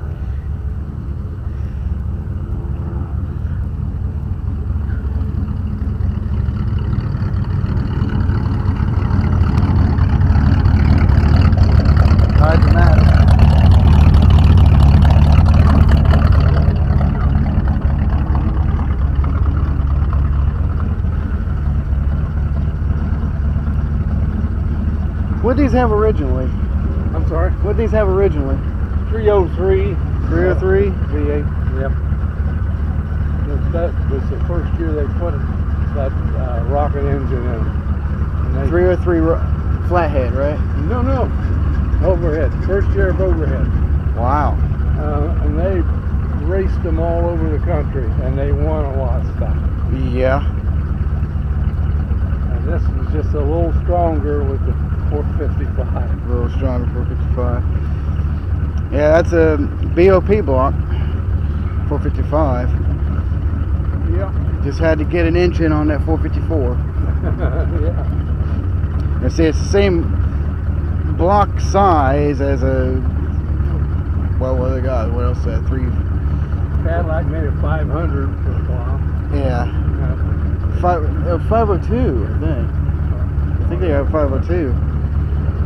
They still, you can get one of those crate engines, 502s. Huge, ginormous block. I'm trying to think in my brain all the things that BOP has made, and the Oldsmobile Rocket 350. I know Pontiac's got a few. What is that? The 3. Pontiac didn't have a V8 in them for 55. Yeah, she's running strong.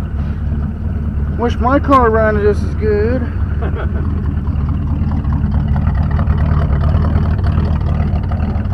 It's got that fancy fuel injection on it, doesn't it? No. No. Yeah, 4-barrel fuel injection. There you go. Well, Oldsmobile did try to make an engine that didn't have any kind of carburetor or anything. He used something called compression ignition.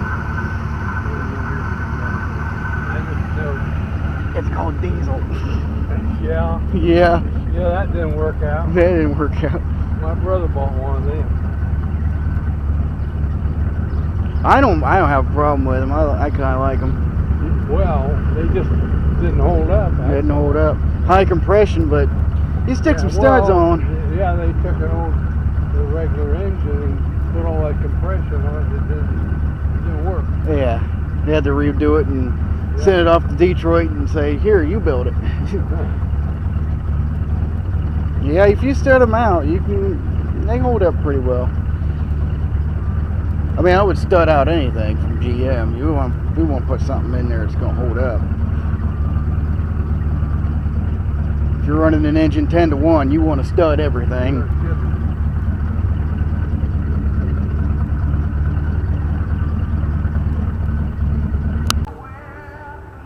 Cadillac Alante Roadster. Designed by and printed for Arena, designed for Testarossa and Rolls-Royce. The Alante's body was made in Italy and shipped to Detroit on a Boeing 747, carried 56 cars at a time. Only 1698 miles, built in 1992. Only 443 painted pearl white. 4.5 liter V8 engine with fuel injection. 0 to 60 7.9. Boss ABS 3 4-wheel disc brakes. Original price $58,500. Yeah, 1992 money. It was like $100,000 right there. Look at that intake. That is definitely a custom little motor.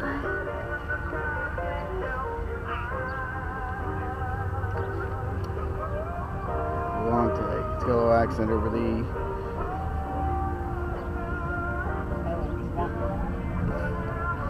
Oh man, you gotta see this gauge cluster. You gotta see this instrument cluster and gauge cluster. All digital. Look at that. CD, Driver Information Center, Symphony Sound, electronic climate control.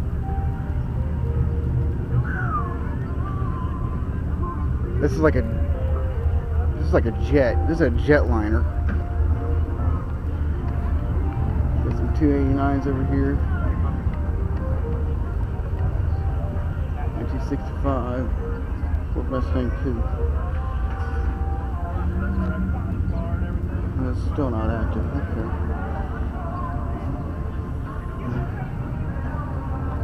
Corvette. This, I believe, is the C7 2017. Yep. Maybe it's C8 by now, isn't it? Grand Sport.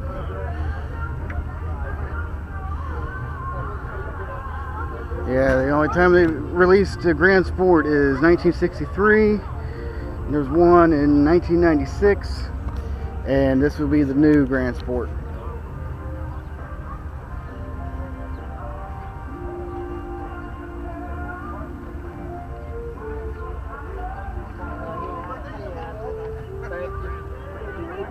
I don't know what the owners are.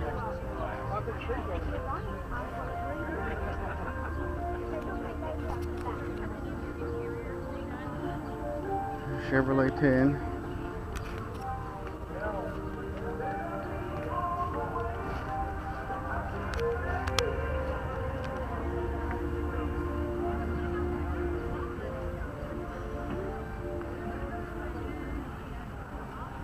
Social Performance.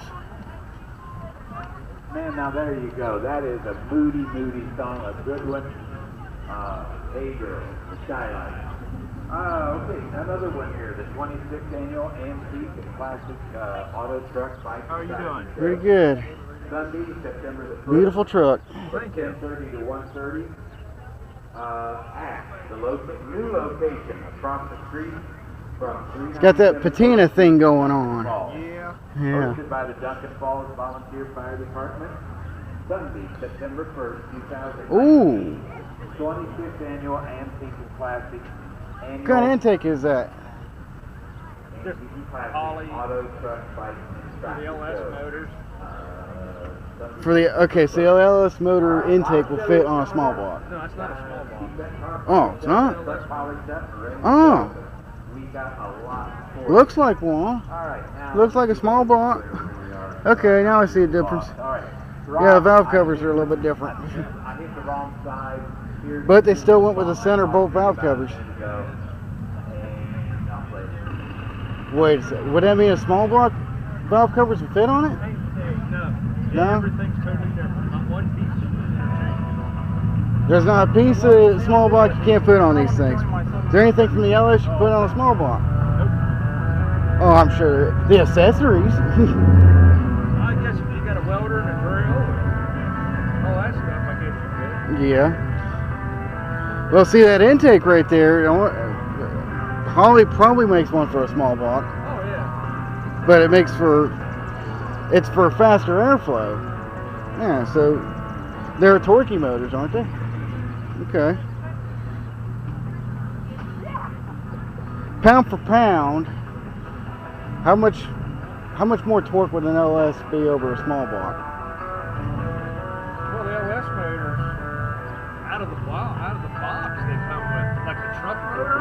Yeah. Has like 350 horse. Yeah. So, you know, you're right around probably 300 horse on torque. So the small blocks, almost nothing came with 350 horse. Why? Other than like the Camaro SS's, the Chevelle SS's on the small blocks. They're just fuel injection and carbureted. Two totally different monsters. The TPI, that was something. But why did the TPI only make 245 horsepower when these things are making 350? Yeah, the TPI was shit. And then That's what this had when I bought it was the TPI system. Yeah, and they were, I mean, it was made for torque, but nothing for power, because it just. But it should have flowed better. You can take out. They got stealth rams, but the stealth ram should be making what an LS can, but it still doesn't. Yeah, it's just the heads too. The heads just flow terrible. Anything before the LS, the heads flow terrible. Like these heads here, they flow better than big block Chevy heads do. Well, them Vortex heads, you got those. These will flow better than the Vortex. That's why everybody's wanting LS motors, because they just. Because better. Wait a second. The heads just flow phenomenal. Even better than something Edelbrock and Holly, whatever over there. We're not trying to think who makes best heads. It would be Dart or. Well, see, you're going aftermarket now. Yeah, and they would. You would still have to port it. You'd still have to. Yeah. And you don't want to just buy heads out of the box. You've got to get the valves matched. Yeah. Yeah. So I'm guessing LSs have better valve setup and also the difference in the cam and crank difference. Yeah. Because they're shorter crank. Even these have 6-bolt mains in them. All the LS motors are 6-bolt mains. 6-bolt main. Yeah. So And a big bridge. Yeah. Instead, yeah, the mains go all the way across the block. They're their own girdle, pretty much. Yeah. Man, I didn't know they were 6 bolt. I thought they were 4 bolt. Yeah, they got 4 bolts and then 2 goods into the sides. Why don't you just make a diesel? I know. High compression, you could do it. High compression, and well, and that's what Chevy needs. Well, they got the Duramax, but that's an Isuzu block. Nope. Yep. And that ain't gonna flow like an LS. 2 totally different monsters. Yeah. Diesel and gas. No, exactly. And with diesel, you can slap a turbo on them and not really have to worry too much about it knock, because that's what diesel do anyways, knock. So, and I see a lot of turbo LS's. This is getting twin turbos this fall. So's mine, but it ain't LS. What do you have? I'm gonna put a 6.2 Detroit in it. There you go. Only 100 pounds more and better fuel economy. I gotta go cross country, and LS is just gonna suck me dry of fuel. Yeah. I'm gonna see if I can get 70, 80, 90 miles to the You'll have gallon. gobs of torque out of that diesel. Yeah, exactly. You got a shit ton of torque. That's kind of what concerns me, because it's going to have the stock 700 R4, and if I gotta build it. Yeah. I gotta build it. It's gotta get rebuilt. And then I got an aluminum drive shaft behind that and a 277 9-bolt. What do you think of that combo? You definitely get good gas mileage on the highway. It's what I want. I don't give a flying crap about power. I just need the fuel economy. And well, I thought single turbo, because you can take one of them 6.5 intakes and cheat that on there and put the, but then you have to have a crossover pipe. Well, it's like, why bother? I can just stick a Y pipe on there, take down pipes from both turbos, stick them down on a Y pipe, and use the stock exhaust I already got on there. There you go. It'll still be whisper quiet. Yeah. I already got the 125 volt plug-in for a block heater. Little wind-up extension cord. Got that on it. Got a built-in battery maintainer. I could be right there. They got power outlets right there. I could be sitting there charging my car up. Yeah. You just plug it in. 12 volt power supply. Got a head unit in there that the 12 volt power supply runs. It runs the head unit and the amplifier. So it's got a surge protector in there. I can plug a game console in there and put 3 screens in. 2 people on the back with their own screens, 2 people on the front. Sit there and play 4-player multiplayer. There you go. There you go. Name any other build. I'll win awards cross country. Still looks like shit, but I'll just have this patina on there. I'll spray paint some patina on there. It's all original, don't worry. Yep. People like that patina. Yeah, they do. 51st annual Lancaster car show at the Lancaster Fairgrounds. Up on the majestic, beautiful, gorgeous Mount Pleasant.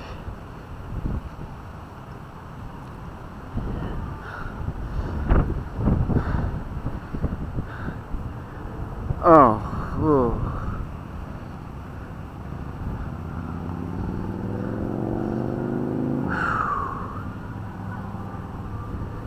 Let's see.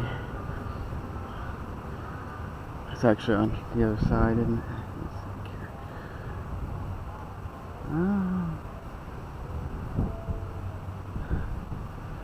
I think I see something. I know where Kroger's at. I can go from there.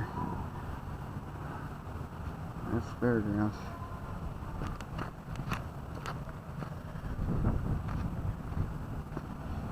Been here for a long time.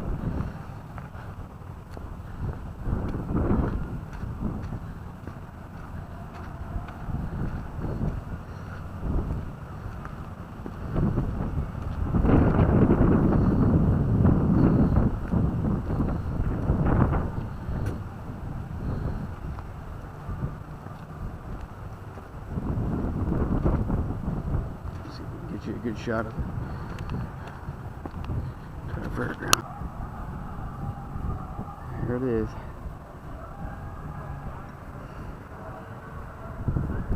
Yeah, some of the cars I wanted to see, I wanted to talk to the owner with, are gone by now. It's getting about 4 o'clock.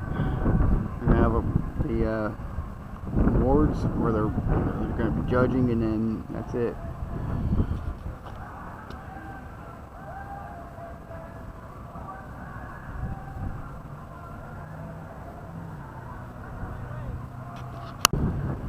Midnight Mechanic signing off. Don't forget to like and subscribe. Click that notification bell. Do all those heaps YouTube wants you to jump through and climb a mountain like this. Gotta get them views. Gotta get them subscribers. So, be seeing you guys real soon. There's another car show coming up in Amanda I really want to go to.